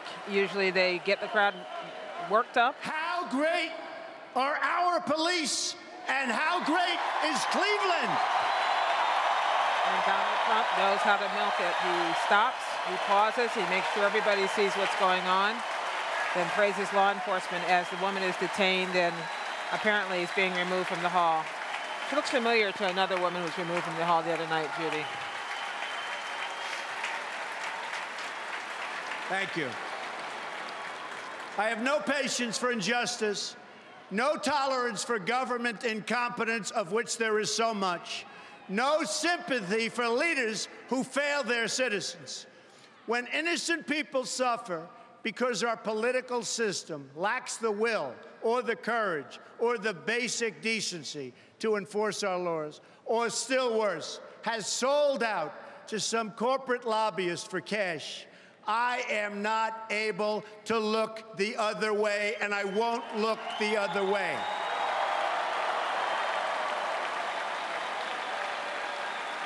And when a Secretary of State illegally stores her emails on a private server, deletes 33,000 of them so the authorities can't see her crime, puts our country at risk, lies about it in every different form, and faces no consequence, I know that corruption has reached a level like never, ever before in our country.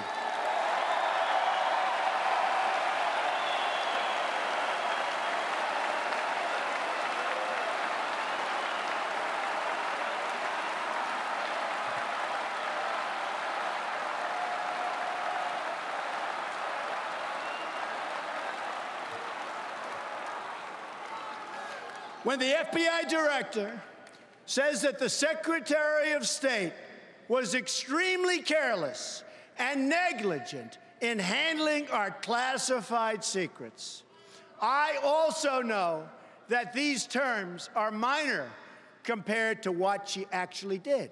They were just used to save her from facing justice for her terrible, terrible crimes.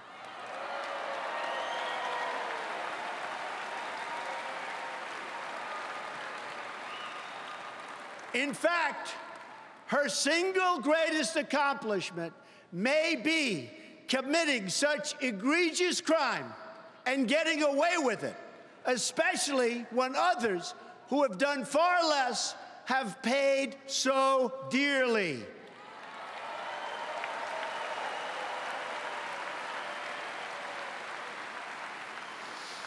When that same Secretary of State rakes in millions and millions of dollars trading access and favors to special interests and foreign powers, I know the time for action has come.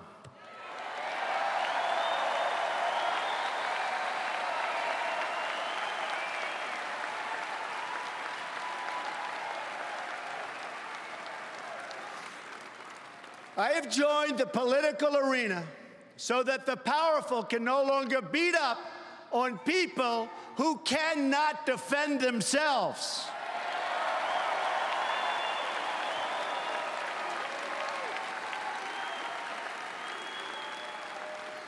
Nobody knows the system better than me.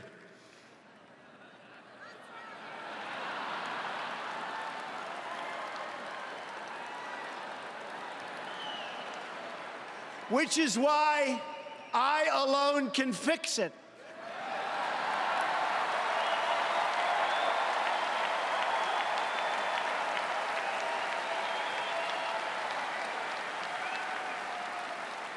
I have seen firsthand how the system is rigged against our citizens, just like it was rigged against Bernie Sanders. He never had a chance, never had a chance. But his supporters will join our movement because we will fix his biggest single issue, trade deals that strip our country of its jobs and strip us of our wealth as a country.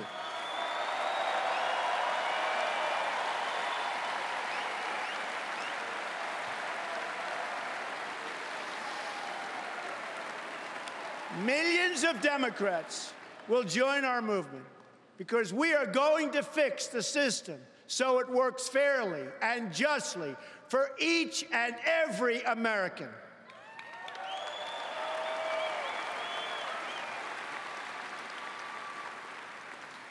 In this cause, I am proud to have at my side the next Vice President of the United States, Governor Mike Pence of Indiana.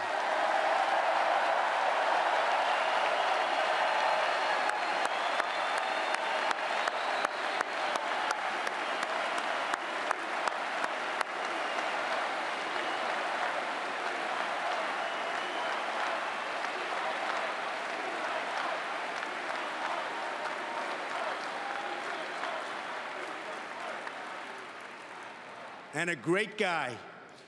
we will bring the same economic success to America that Mike brought to Indiana, which is amazing.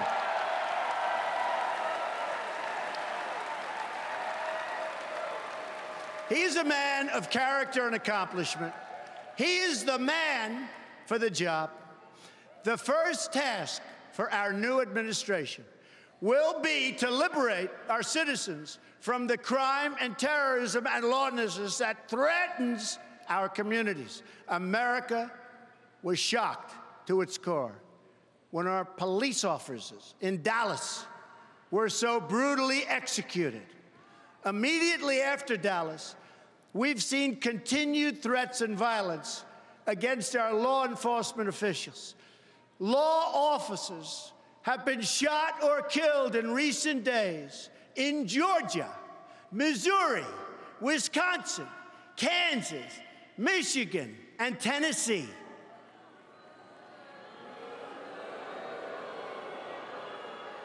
On Sunday, more police were gunned down in Baton Rouge, Louisiana. 3 were killed, and 3 were very, very badly injured.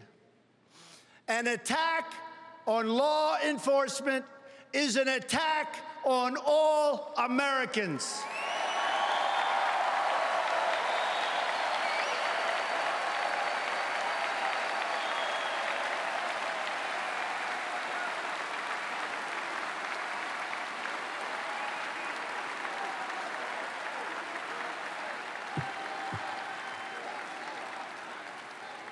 I have a message to every last person threatening the peace on our streets and the safety of our police.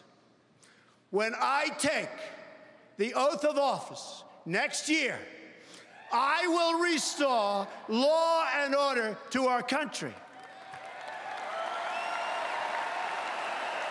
Believe me, believe me. I will work with and appoint the best and brightest prosecutors and law enforcement officials to get the job properly done.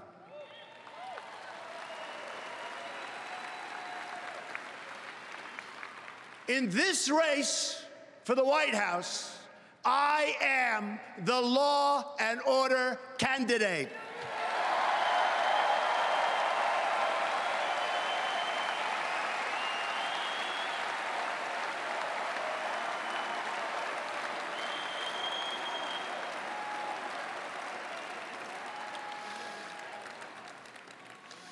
The irresponsible rhetoric of our president, who has used the pulpit of the presidency to divide us by race and color, has made America a more dangerous environment than, frankly, I have ever seen and anybody in this room has ever watched or seen. This administration has failed America's inner cities.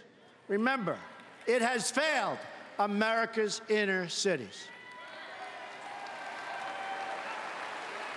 It's failed them on education. It's failed them on jobs.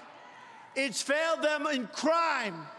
It's failed them in every way and on every single level.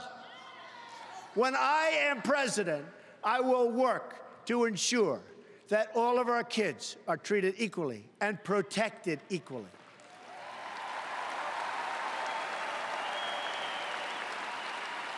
Every action I take, I will ask myself, does this make better for young Americans in Baltimore, in Chicago, in Detroit, in Ferguson, who have really, in every way, folks, the same right to live out their dreams as any other child in America?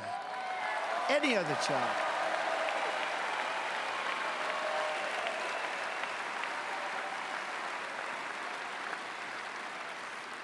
To make life safe for all of our citizens, we must also address the growing threats we face from outside the country.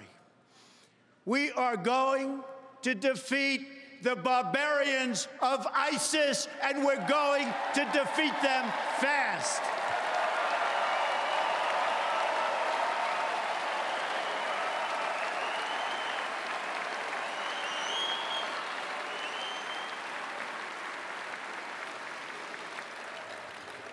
Once again, France is the victim of brutal Islamic terrorism. Men, women, and children viciously mowed down, lives ruined, families ripped apart, a nation in mourning. The damage and devastation that can be inflicted by Islamic radicals has been proven over and over. At the World Trade Center, at an office party in San Bernardino, at the Boston Marathon, at a military recruiting center in Chattanooga, Tennessee, and many, many other locations. Only weeks ago, in Orlando, Florida, 49 wonderful Americans were savagely murdered by an Islamic terrorist. This time, the terrorist targeted LGBTQ community. No good, and we're going to stop it.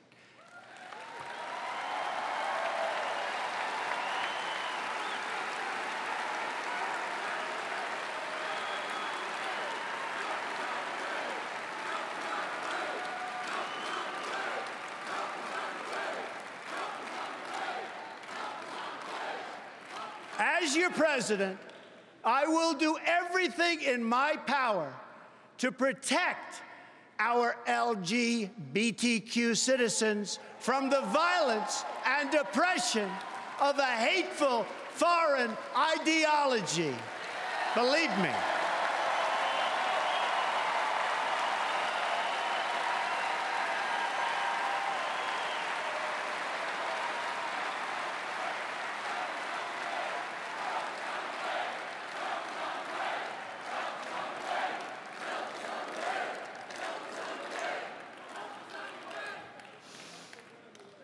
And I have to say, as a Republican, it is so nice to hear you cheering for what I just said. Thank you.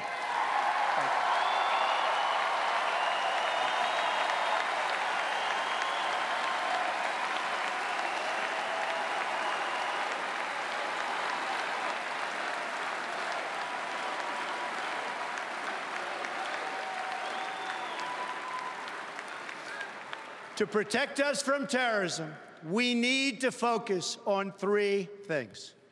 We must have the best, absolutely the best gathering of intelligence anywhere in the world. The best. We must abandon the failed policy of nation building and regime change that Hillary Clinton pushed in Iraq, in Libya, in Egypt, and in Syria. Instead, we must work with all of our allies who share our goal of destroying ISIS and stamping out Islamic terrorism, and doing it now, doing it quickly. We're going to win. We're going to win fast.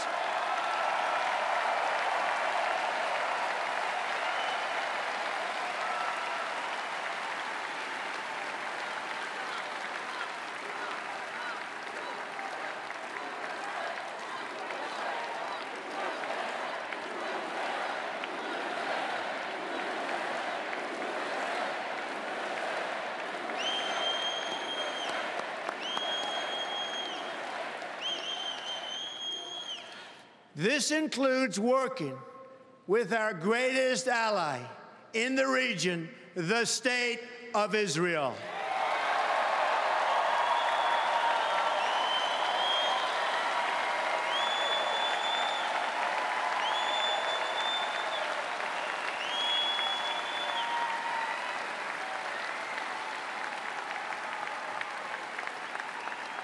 Recently, I have said that NATO was obsolete because it did not properly cover terror, and also that many of the member countries were not paying their fair share. As usual, the United States has been picking up the cost. Shortly thereafter, it was announced that NATO will be setting up a new program in order to combat terrorism, a true step in the right direction.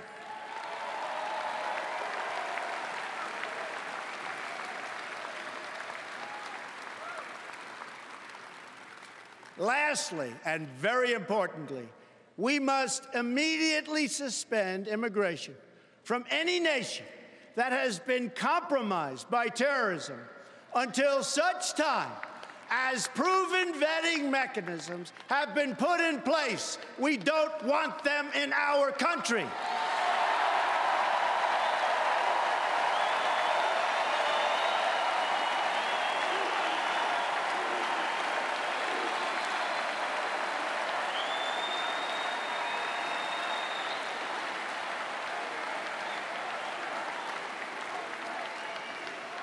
My opponent has called for a radical 550% increase in Syrian, think of this,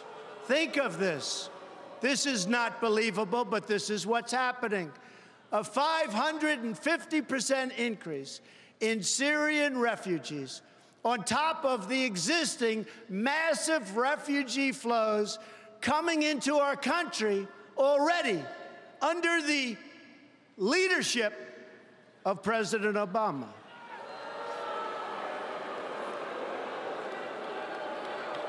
She proposes this despite the fact that there's no way to screen these refugees in order to find out who they are or where they come from.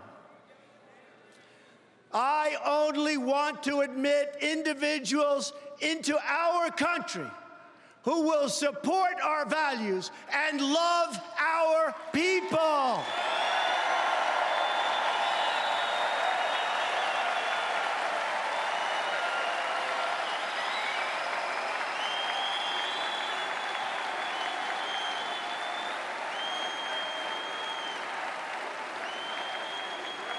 Anyone who endorses violence, hatred, or oppression is not welcome in our country and never, ever will be.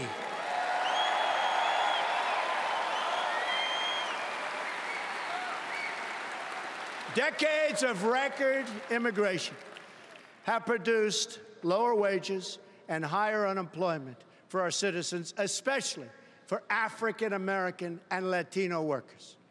We are going to have an immigration system that works, but one that works for the American people.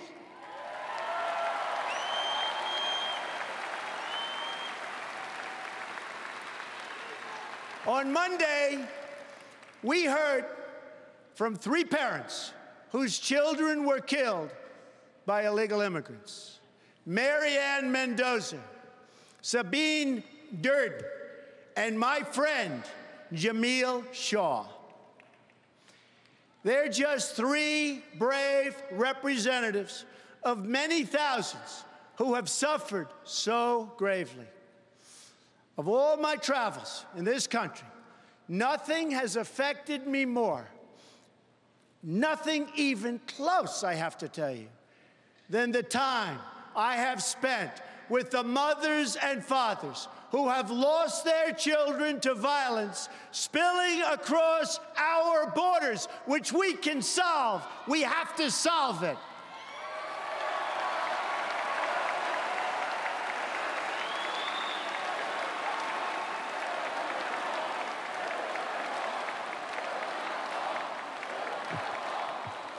These families have no special interest to represent them.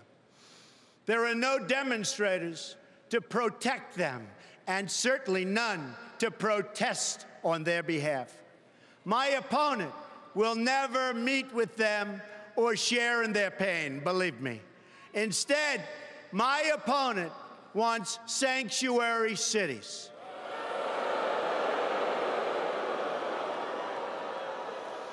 But where was the sanctuary for Kate Steinle?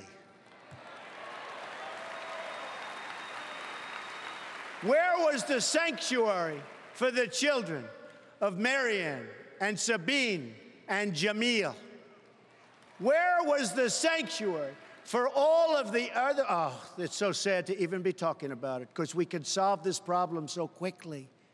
Where was the sanctuary for all of the other Americans who have been so brutally murdered and who have suffered so horribly? These wounded American families have been alone, but they are not alone any longer.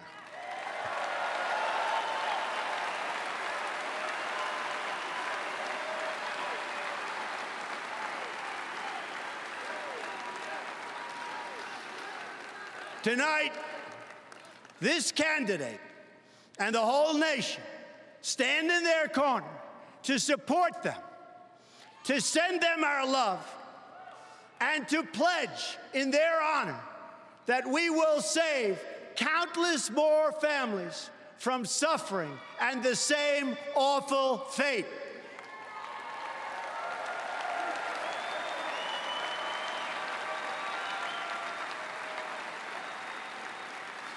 We are going to build a great border wall to stop illegal immigration, to stop the gangs and the violence, and to stop the drugs from pouring into our communities.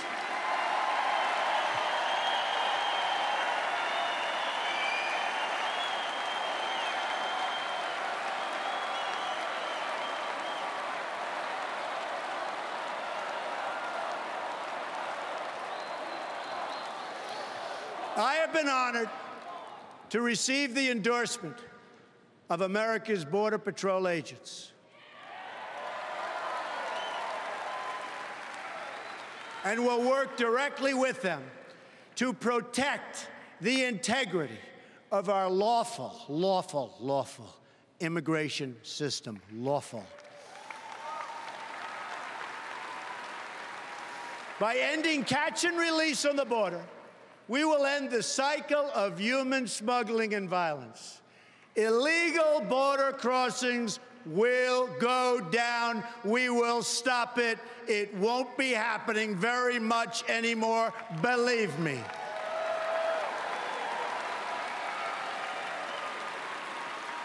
Peace will be restored by enforcing the rules for millions who overstay their visas.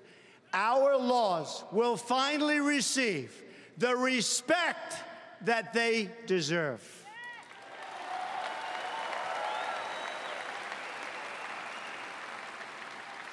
Tonight, I want every American whose demands for immigration security have been denied, and every politician who has denied them, to listen very, very closely to the words I am about to say.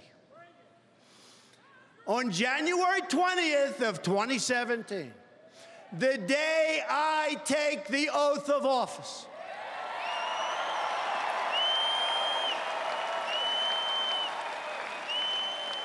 Americans will finally wake up in a country where the laws of the United States are enforced.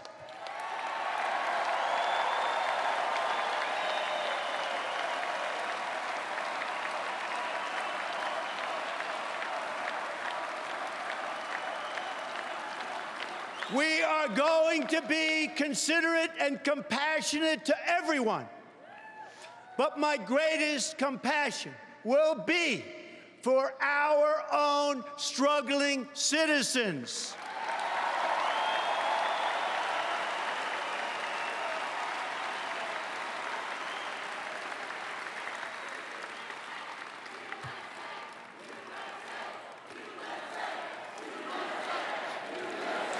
USA, USA, USA.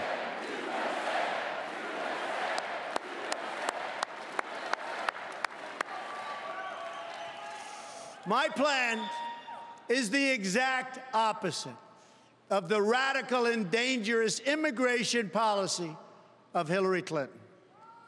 Americans want relief from uncontrolled immigration, which is what we have now. Communities want relief, yet Hillary Clinton is proposing mass amnesty, mass immigration, and mass lawlessness. Her plan will overwhelm your schools and hospitals, further reduce your jobs and wages, and make it harder for recent immigrants to escape the tremendous cycle of poverty that they're going through right now, and make it almost impossible for them to join the middle class. I have a different vision for our workers. It begins with a new fair trade policy that protects our jobs and stands up to countries that cheat, of which there are many.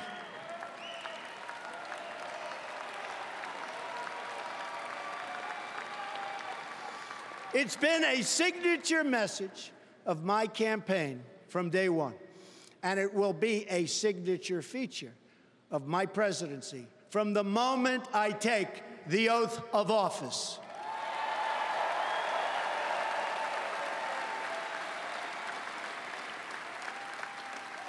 I have made billions of dollars in business-making deals. Now I'm going to make our country rich again.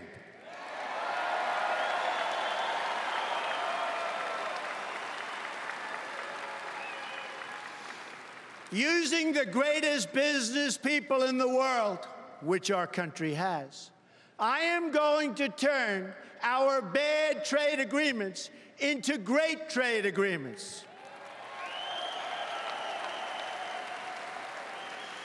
America has lost nearly 1/3 of its manufacturing jobs since 1997, following the enactment of disastrous trade deals supported by Bill and Hillary Clinton. Remember, it was Bill Clinton who signed NAFTA, one of the worst economic deals ever made by our country, or frankly, any other country. Never, ever again.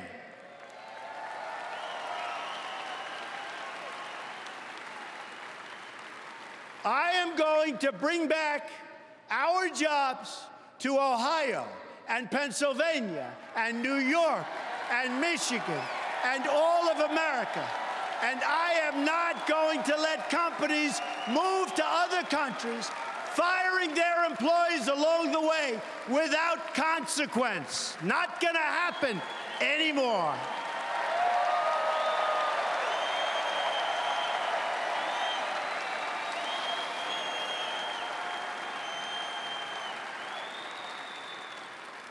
My opponent, on the other hand, has supported virtually every trade agreement that has been destroying our middle class. She supported NAFTA, and she supported China's entrance into the World Trade Organization, another one of her husband's colossal mistakes and disasters. She supported the job-killing trade deal with South Korea. She supported the Trans-Pacific Partnership, which will not only destroy our manufacturing, but it will make America subject to the rulings of foreign governments, and it's not going to happen.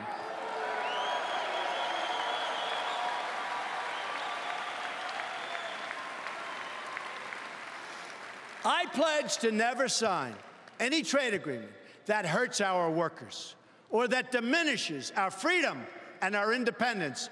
We will never, ever sign bad trade deals. America first. Again, America first.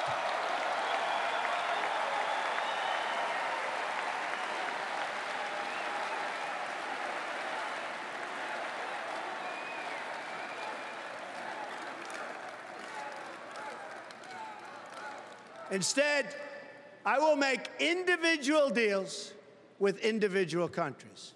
No longer will we enter into these massive transactions with many countries that are thousands of pages long and which no one from our country even reads or understands. We are going to enforce all trade violations against any country that cheats.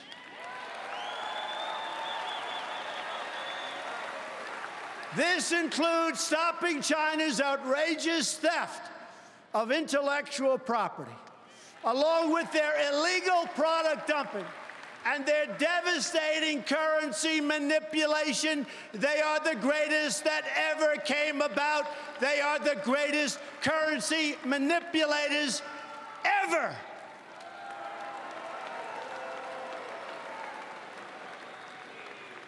Our horrible trade agreements with China and many others will be totally renegotiated.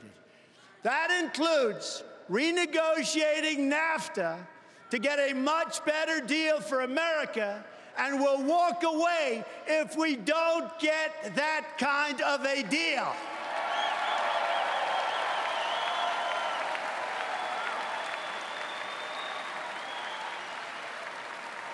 Our country is going to start building and making things again.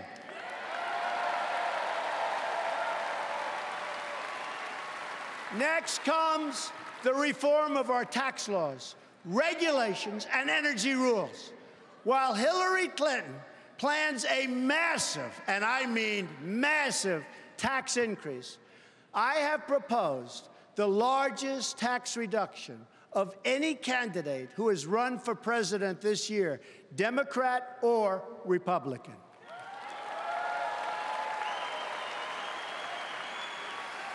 Middle-income Americans and businesses will experience profound relief, and taxes will be greatly simplified for everyone. I mean everyone.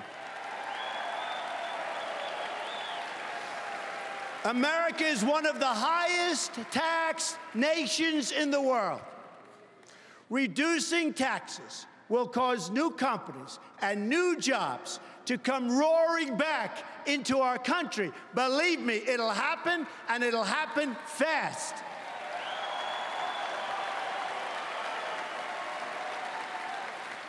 Then we're going to deal with the issue of regulation, one of the greatest job killers of them all. Excessive regulation is costing our country as much as $2 trillion a year, and we will end it very, very quickly.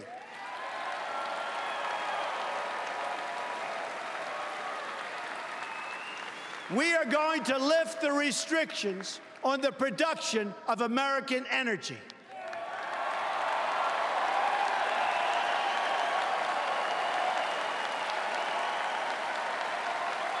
This will produce more than $20 trillion in job-creating economic activity over the next 4 decades. My opponent, on the other hand, wants to put the great miners and the great steelworkers of our country out of work and out of business. That will never happen with Donald J. Trump as president. Our steelworkers and our miners are going back to work again.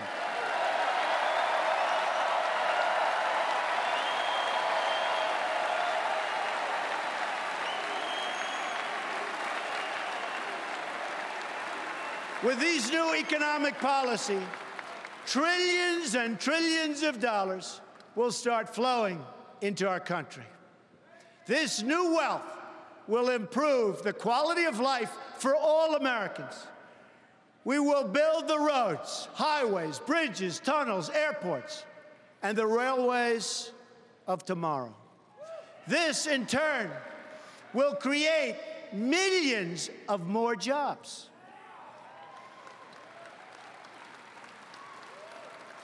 We will rescue kids from failing schools by helping their parents send them to a safe school of their choice.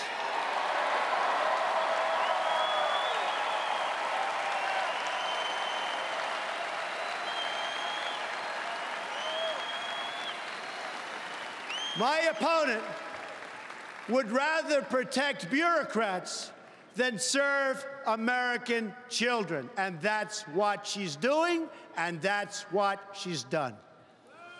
We will repeal and replace disastrous Obamacare.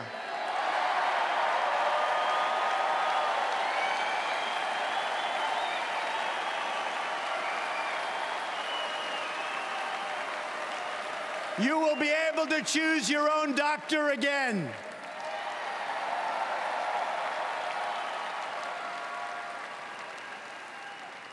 And we will fix TSA at the airports, which is a total disaster.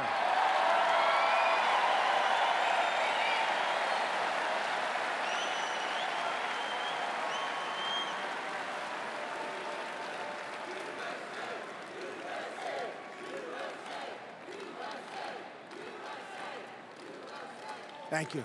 Thank you. We're going to work with all of our students who are drowning in debt to take the pressure off these young people just starting out in their adult lives. Tremendous problem. We will completely rebuild our depleted military.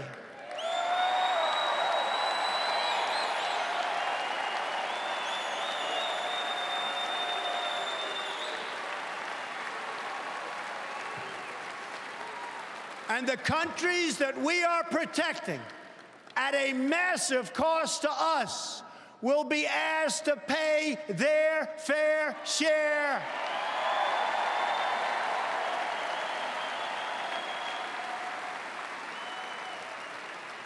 We will take care of our great veterans like they have never been taken care of before.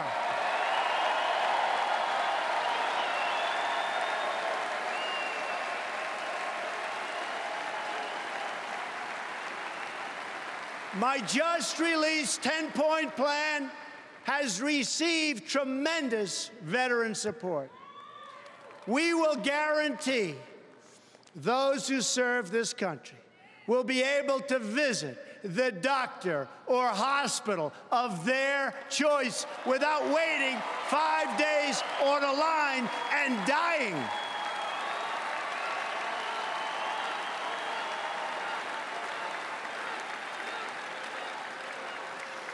My opponent dismissed the VA scandal. One more sign of how out of touch she really is.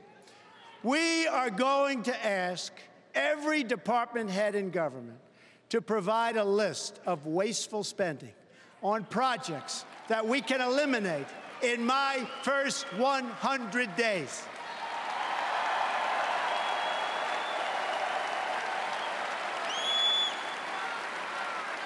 The politicians have talked about this for years, but I'm going to do it.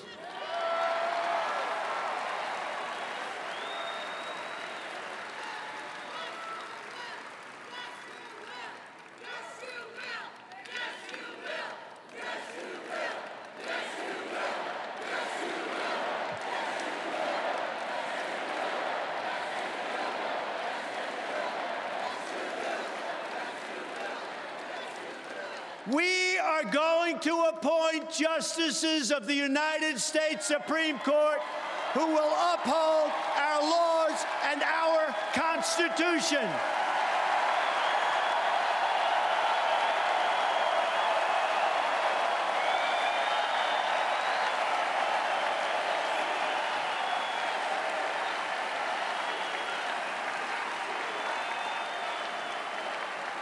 The replacement of our beloved Justice Scalia will be a person of similar views, principles, and judicial philosophies. Very important. This will be one of the most important issues decided by this election. My opponent wants to essentially abolish the Second Amendment.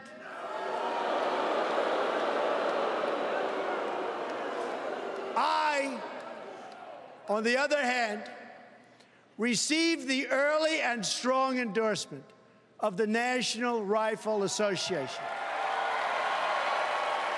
and will protect the right of all Americans to keep their families safe.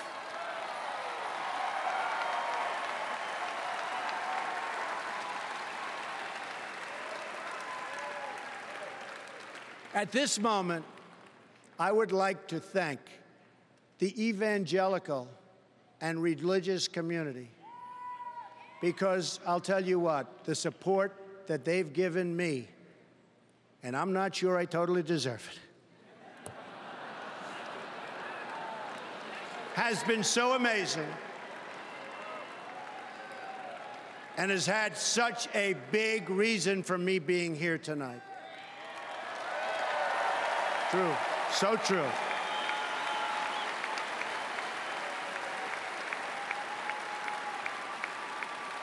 They have much to contribute to our politics, yet our laws prevent you from speaking your minds from your own pulpits. An amendment pushed by Lyndon Johnson many years ago threatens religious institutions with a loss of their tax-exempt status if they openly advocate their political views. Their voice has been taken away. I am going to work very hard to repeal that language and to protect free speech for all Americans.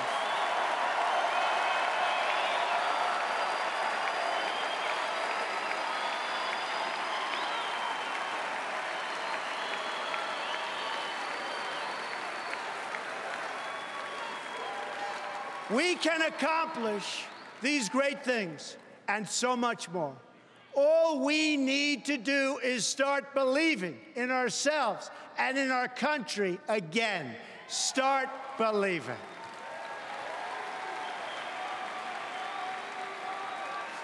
It is time to show the whole world that America is back, bigger and better and stronger than ever before.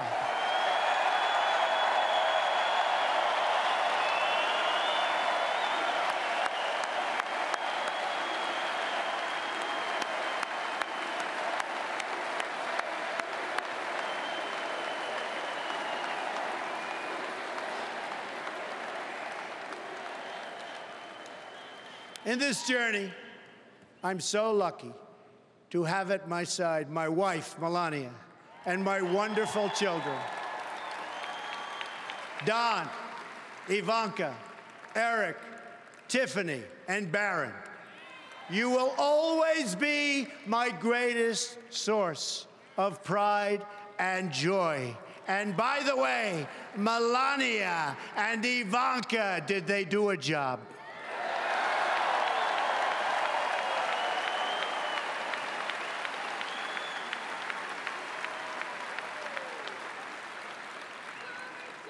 My dad, Fred Trump, was the smartest and hardest working man I ever knew.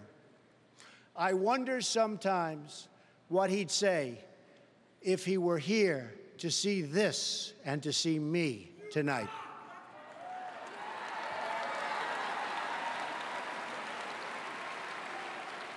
It's because of him that I learned from my youngest age to respect the dignity of work and the dignity of working people.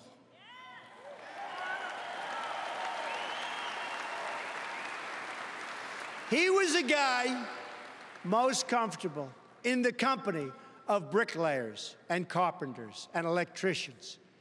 And I have a lot of that in me also. I love those people.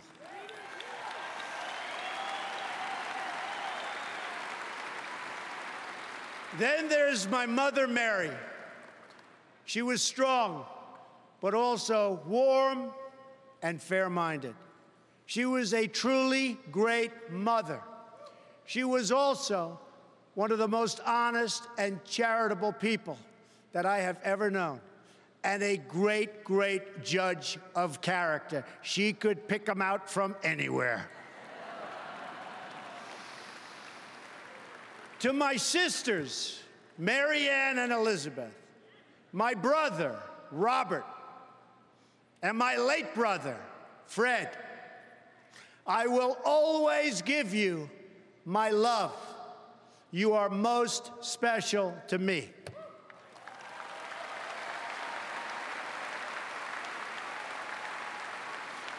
I have had a truly great life in business, but now my sole and exclusive mission is to go to work for our country, to go to work for you.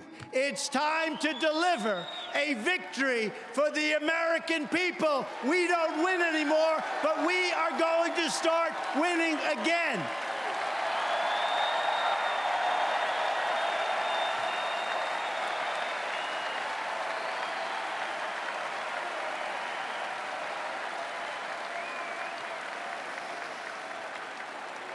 But to do that, we must break free from the petty politics of the past.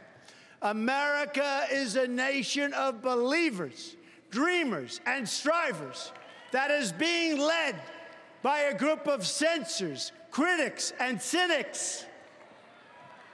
Remember, all of the people telling you you can't have the country you want are the same people that wouldn't stand. I mean, they said Trump doesn't have a chance of being here tonight. Not a chance. The same people. Oh, we love defeating those people, don't we? Don't we love defeating those people? Love it, love it, love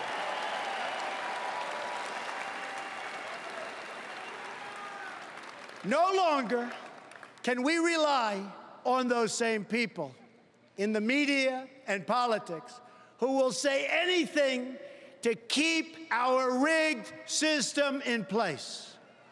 Instead, we must choose to believe in America.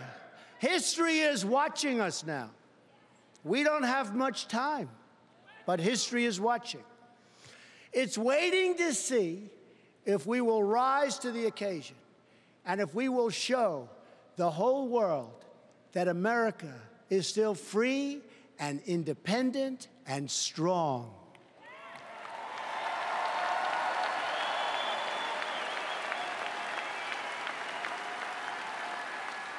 I am asking for your support tonight so that I can be your champion in the White House, and I will be your champion.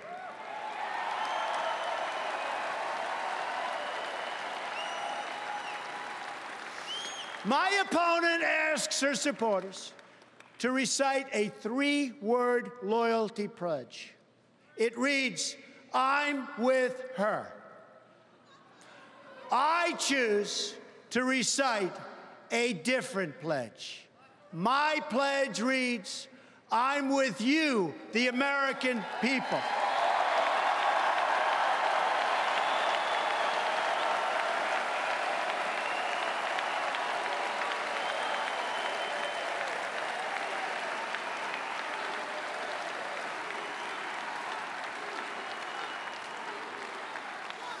I am your voice. So to every parent who dreams for their child and every child who dreams for their future, I say these words to you tonight. I am with you, I will fight for you, and I will win for you.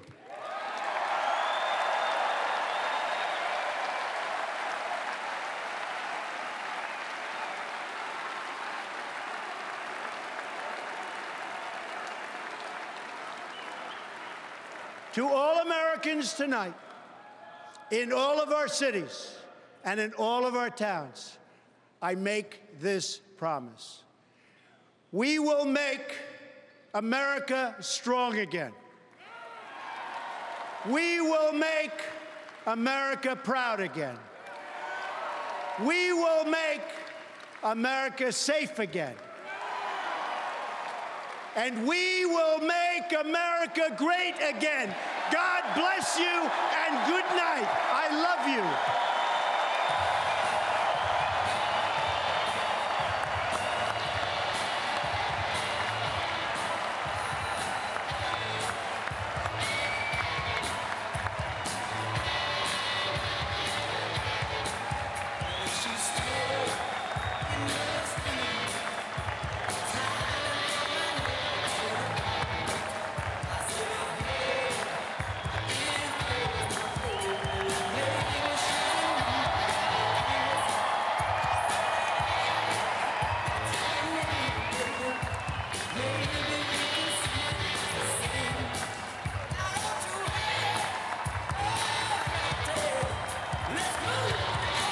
We are watching Donald Trump being greeted by his wife, Melania, and their 9-year-old son, Barron, after a speech of 73 minutes that brought this every-seat-filled arena to its feet.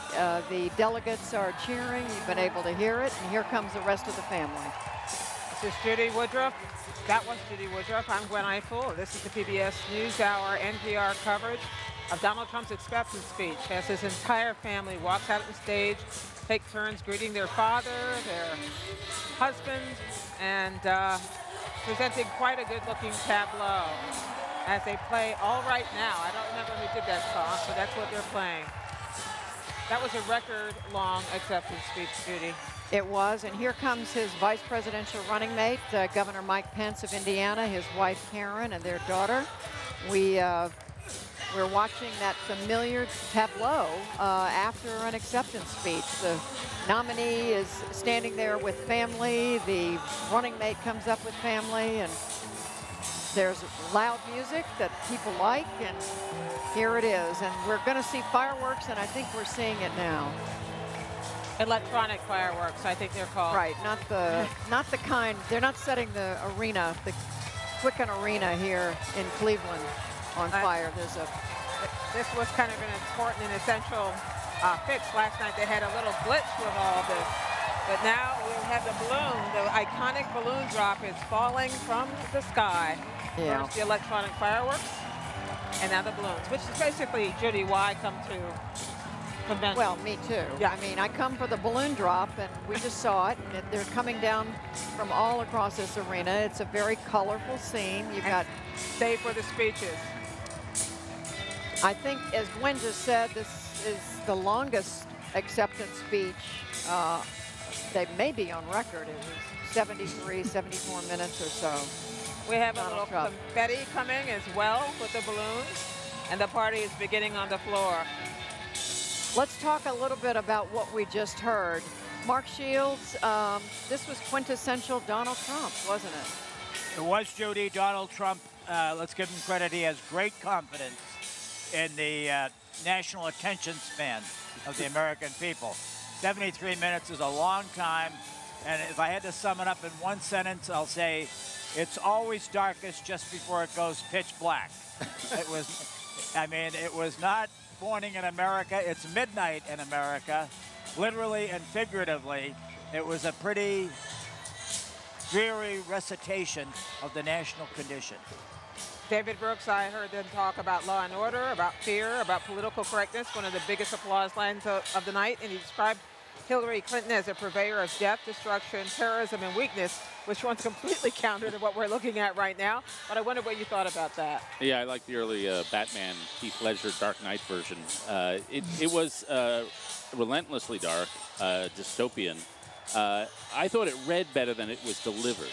When I read it, I thought it was compelling and had some momentum, but the shouting got to me after a while. And Trump really is here because he can be funny and entertaining, and that was totally stripped out. I do think, and we were talking a little about this earlier, the focus on law and order is wrong. I think this country is really moved by economic anxiety and social anxiety, crime was, of course, a problem, but factually, 1 million people are going to point out crime has been dropping for 25 years. We are not in 1968. The number of police deaths is down over the last 10 years. So this is not where people's lives actually are. And Hillary Clinton next week is just going to drive a truck through this. She's going to hit economic anxiety again and again and again. And Trump will be a little detached from the core subject of the election, at least for a little while. Can we just stop for a few seconds and watch this? Because I have to say, once again, I love the balloons, but in this case, it's quite a, look at that. That's kind of spectacular combination. And if I'm not mistaken, they were showing some video earlier of the Cleveland skyline. So maybe somebody can tell me whether it's actually real fireworks going out outside. Out on the lake, here real fireworks. Yeah, there's quite Pickett. I remember the convention, John McCain and Sarah Palin in 2008, the Republican convention, when there were so many balloons came down. They were obscuring everybody on the floor. The reporters were trying to get to people they wanted to talk to. They're actually playing a song called "You Can't Always Get What You Want," which they play a lot at Trump rallies. I'm not certain it's a campaign. Amy Walter, what did you hear tonight? I mean, it was a dark picture Donald Trump painted, and a lot of promises made. I completely agree with David's assessment about missing the moment on the economic anxiety. This is what brought him to this place here in Cleveland, was really focusing in on that and the ways in which so many Americans feel like they don't have a voice anymore. What I was struck by, he ended by saying, "I'm with you," right? She says, "I'm with her, I'm with you," is what I say. That he didn't make that part of his refrain throughout the speech, even the most basic speech. You want to bring people in, bring them along, let people understand this. If he had done that more, you could see it being a little more of a compelling message. But at the end of the day, if I had to give a nutshell about this speech, I would say, well, it didn't hurt him, but I don't think it helped him either. Before we go to our reporters on the floor to tell us about the scene there, I want to turn to Domenico Montanaro, who joins us from NPR, which has been keeping kind of a running tally all night of the promises and the declarations made in Donald Trump's acceptance speech. True, false, kind of what's in between. Domenico? Well, it's important that we note some of the fact checks here, because Donald Trump said that it would be the most truthful speech that you'd heard. He said that they would only give truths. So a few things that stood out, as David alluded to, when it came to crime and police killed in the line of duty, for example. He said that the number of police killed in the line of duty is up 50%. It's actually only up 8% since last year, according to the National Law Enforcement Officers Memorial Fund. He talked about violent crime. It's true that it's up 17%, as he said, overall in 50 cities, but not up in all of them. And the context here is that violent crime rates, as David alluded to, are far below the peak in the 1990s. When you look at the Iran trade deal, he mentioned that Iran would be getting $150 billion kind of free of charge here. And really what that's in reference to is all of Iran's frozen assets, which are only going to have access to maybe a fraction of, less than probably $100 billion. And trade, of course, something that's animated Bernie Sanders supporters. We saw Donald Trump try to reach out to Bernie Sanders supporters to say, this is something that you want to get on board here. Trade was something that Ross Perot, remember, was made a cornerstone of his candidacy in addition to the debt in 1992. And there's some disagreement among economists on whether or not NAFTA was a net positive or net negative when it comes to jobs growth. On the pro side, people talk about the increased standard of living and that it raises economic activity on both sides, and the cons being that they have lower wages. That is going to be a fundamental key for Donald Trump as he tries to win in places like right here in Ohio and in next door Pennsylvania. We're watching Donald Trump and his family. We're watching Donald Trump and his family begin to exit the stage, but the delegates still seem to be either in their seats or milling around the floor, dealing with the balloons and the rest of it. The music goes on. It's a pretty, I would say, Gwen, a pretty typical scene for after. It is a pretty typical scene, except the family always looks like they're not sure what quite to do while they're standing up there. And the party begins on the floor. And once again, the music, you can't always get what you want, is a truly odd choice. But maybe we can get better reaction from our reporters on the floor, starting with NewsHour's Lisa Desjardins. Hi, Lisa. Hi, guys. This is a scene of jubilation and backache for the delegates here at the RNC. There are hundreds of thousands of tiny scraps of stars, red, white, and blue sheets of paper falling on us right now, red, white, and blue balloons. These delegates loved the content of this speech, which was essentially a conservative laundry list for the last 20 years, especially immigration and anything about Hillary Clinton hit home.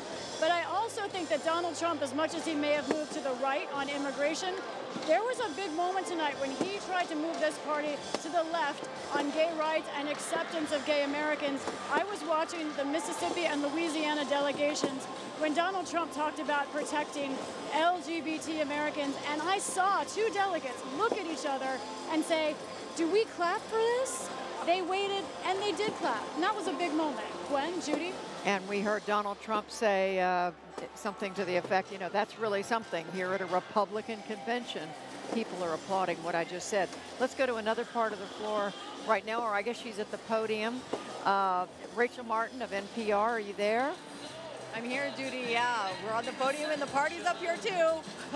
Everyone is kind of taking over, looking for a good vantage point to kind of take in this amazing scene right now.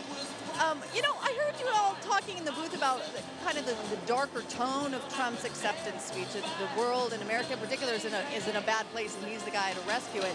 There were a couple of other lighter moments, though, brighter at least. Ivanka Trump's speech really stood out to me. She gave a great character sketch of her dad. She was a strong advocate for him. And interestingly, she really focused in part on issues that you could find in a Democratic platform speech, affordable child care, more support for working families. But she painted him as a fighter, as a winner. We heard that from time and time again from speakers tonight and over the course of this convention. The question will be whether he can seal the deal in November, whether he can actually get people to show up and vote for him in the general election. And Rachel, just to be clear, even though we heard those comments about equal pay and things like that from Ivanka Trump, that doesn't actually exist in a Republican platform, does it? I'm sorry, Gwen, I didn't quite hear you. I get that. The question is whether that exists in the Republican platform, Ivanka Trump's statements about equal pay and other things like that. Yeah, as people have been pointing out on social media, Ivanka Trump may be talking the talk, but that doesn't necessarily mean that it's something that her dad has absorbed and is talking about or would even put out there. But it's interesting, she felt compelled to put it in the speech. She is a strong surrogate for him, so we'll see moving forward whether or not she's out talking about these issues more and whether Donald Trump himself decides that this is something he wants to incorporate more into his rhetoric. Rachel Martin of NPR at the podium. Let's go to another part of the floor. Susan Davis of NPR. Susan, where are you? What are you seeing? Hey, Judy, I'm in the back of the floor right now. The balloons are almost done coming down, but you know, one of the things that struck out to me tonight, in the lead up to this speech, every delegate I talked to, I said, what do you want to hear? What does he need to say to win over swing voters, undecided voters? And time again, a lot of them said to me, you know, the magic of Donald Trump isn't necessarily that he needs to win these swing and independent voters, it's that he's bringing new people to the party, that the disengaged and disinfected are stepping up to support him. And you know, tonight, it really, you know, we keep hearing about the Donald Trump pivot. It didn't really seem like that. It seemed like he doubled down on a lot of the themes of his primary speech and the speech that has gotten so many people interested in his candidacy. So it's interesting to see if it'll work, if these numbers of disengaged and disinfected that the delegates here think are going to show up in November really start to materialize. Susan, one of the things I found interesting is he talked very strongly, as he always does, about how we have to rip up these bad trade deals to a room full of Republicans who in general have been kind of pro-trade, including his running mate. So I wonder whether on the floor that actually went over very well. People were on their feet, it should be said, for most of his speech, but I was curious about that. It went over really well in the room. Again, of course, remember, we're in Cleveland. Ohio, in particular, has been skeptical of these trade deals, and that's part of Donald Trump's message. And if he's going to win the White House, he's going to have to win Ohio and Pennsylvania and states with a lot of the white working class voters that have been so drawn to his campaign. Susan Davis there on the floor of the Republican National Convention in the Quicken Arena in Cleveland, Ohio. Susan, thank you. And we want to thank all of our folks on the floor, Susan, Lisa Desjardins, and I'm so tired, I can't remember. Rachel Martin. Rachel Martin, yes. Well, we're back in the booth. Let's get some final wrap-up thoughts from everybody. Mark, we turn to you first after the speech. What do we take away from this, and what does it mean in terms of setting the table for Hillary Clinton, the Democrats, next week? Well, I do think that it was, in many respects, a litany of every Republican issue, conservative issue, over the past years, with the exception of the changes on trade and immigration. He went through the list on the Republican commitment on social issues. I just thought that Donald Trump did not give the lift. If you're walking out of this arena tonight, you're not whistling. You're not ready to go to work. You're not ready to say, let's go. I mean, there was nothing of Demosthenes, let us march. We have a short amount of time to make a whip around the table for everybody else. Domenico Montanaro, what did you see tonight, this week? I mean, I'm struck by the magical thinking of a lot of the delegates, of some of the people who decided to go over to Donald Trump and say that he can win without needing to reach out to folks, that you could win by bringing in new voters. It wasn't even true in the primary that he brought in new Republicans. These were Republicans mostly who had voted in past years. There has to be some kind of pivot, you know, this magical pivot, but there's this level of thinking that you can't necessarily or don't need to reach out. It's going to be interesting to see if that can actually work or if political gravity sets in. Amy Walter? So I think we're going to be looking at the Democratic Convention to see what contrast they have, and I think it is going to be one that is certainly much more optimistic, one that says we need to go forward, not backward, that we need to bring people in, not without. And, you know, what the Clinton campaign is banking on is that the message that Donald Trump is sending, the focus that Donald Trump has within that speech is aimed at a shrinking share of American voters, not on the growing share of American voters. And that's going to be the debate throughout this campaign. Who has the bigger base? Is it the Democratic base that Obama brought out, or is it the kind of people that Donald Trump says he can, for the first time, come out and vote? And that's what we're going to see throughout this. This is base versus base in a very tough and sort of scorched earth campaign. I lied. I said we didn't have much time, but it turns out we do have a little time, so slow down, everybody. Okay. Let's go back to the beginning. Well, it's okay. Judy Let's go back and analyze Monday. Judy said Ivanka Trump's dress was white. It was pink. I'm just saying. So we all have had more like blush. Thank you for pointing out my bad vision. David Brooks. Oh, they just played I'm Still Standing, so we're still talking. No, I thought it was not what Republicans have been saying for the last 25 years. The exact opposite. This has been a party of capitalism, whether you like it or not, that propels you at least a little forward thinking and a little risk taking, a little dynamism. The Republican Party stood for the international world order, American led, and sort of globalism. And this was not. This was Pat Buchanan, a certain branch of, and therefore much darker. And to me, the big question is, how dark is the country? Are we too over-optimistic about, or is the country really scared? Is there a sense that all the anxieties that people are feeling can be distilled into the most existential one, which is physical fear of violence and death, which is what he focused on, and it's what every demagogue has focused on, whether it's Aaron Burr or Joe McCarthy or the Pomerades. They all say, we're really scared. You are threatened, physically threatened with your life. You may not like me, you may not admire me, but you need me. That is the traditional democratic or demagogic attack from Cleon on back in the Greek days, and he did it. But sometimes it works. I admire the Aaron Burr reference, David. Thank you. 1806 against Spain. So, Mark Shields, is the fear the theme that we're going to see playing out literally every day of this campaign from now? Yeah, I am the law and order candidate. I mean, that's how he identified himself. It's interesting. Mike Pence introduced himself believably, saying I'm a Christian, a conservative, and a Republican in that order. And I think it's absolutely credible given his record, his public record, and who he is. Donald Trump is self-defining tonight. I mean, he is the change candidate. That's the kind of change he defined this evening about America. This is a change election. It's not an election of continuity. It's not let's keep things going the way they are. And he's the change agent. And I just didn't think the change that he laid out was in any way uplifting or inclusive. I mean, it's not reaching out. This was his general election statement. Well, let me just try one thing with you, Mark. Yep. Mark, and I want you all to pick up on this, which is you make the point about him selling himself as the change agent, but I wonder if what he isn't really just selling himself as the brand, which he's always done his entire career. At one point, he said, "No one knows the system." Which is why no one knows the system like I do, which is why I alone can fix it. He's basically And they even saying, laughed at that. Yeah, they laughed because there's a certain amount of bravado and braggadocio, which they've come to love in Donald Trump. And they know he doesn't have the details worked out, but they like him. And that may be what he is banking this whole thing on. Well, I think that's true. I mean, it was sort of, I may have been sort of a Jack Abramoff of sorts. I've dealt with, I always get politicians to return my calls because I've given them money. They always take my calls. They get back to me.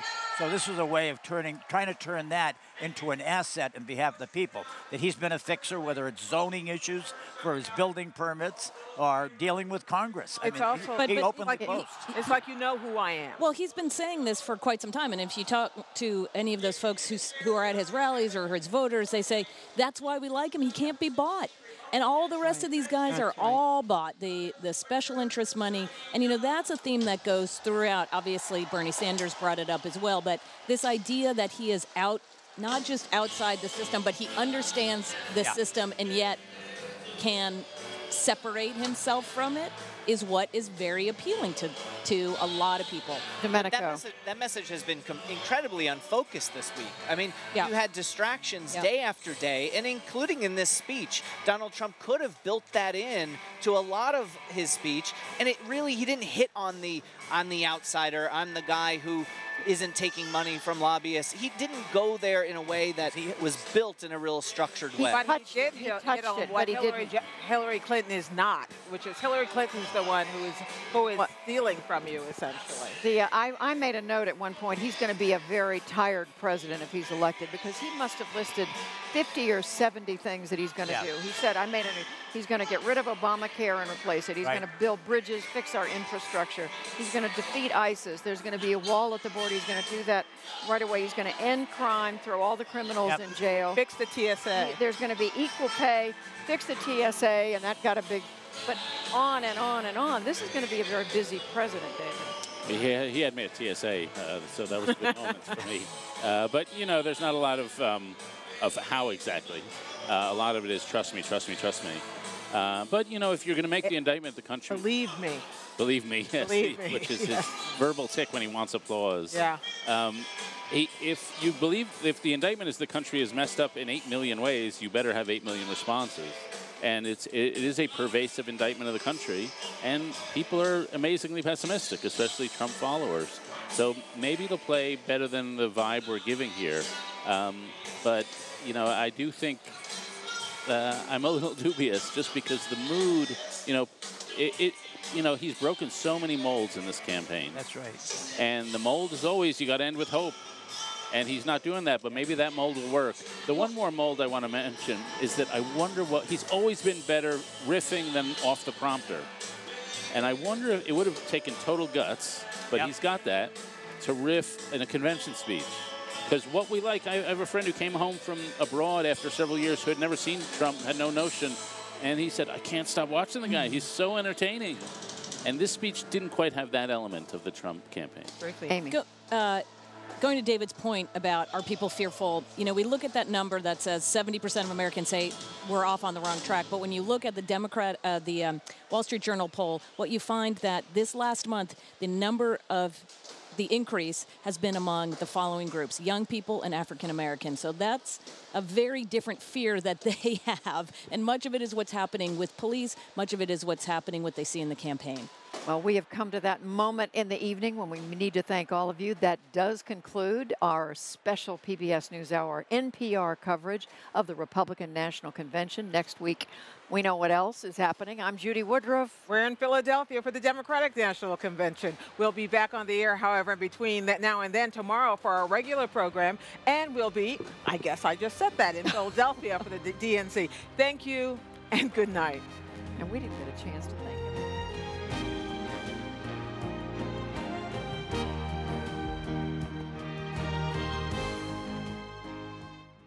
Funding for this program is provided by XQ Institute.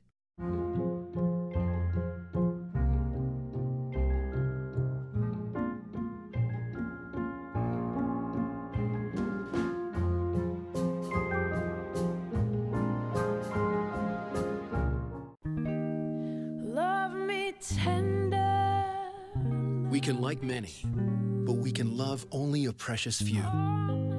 Because it is for those precious few that you have to be willing to do so very much. But you don't have to do it alone.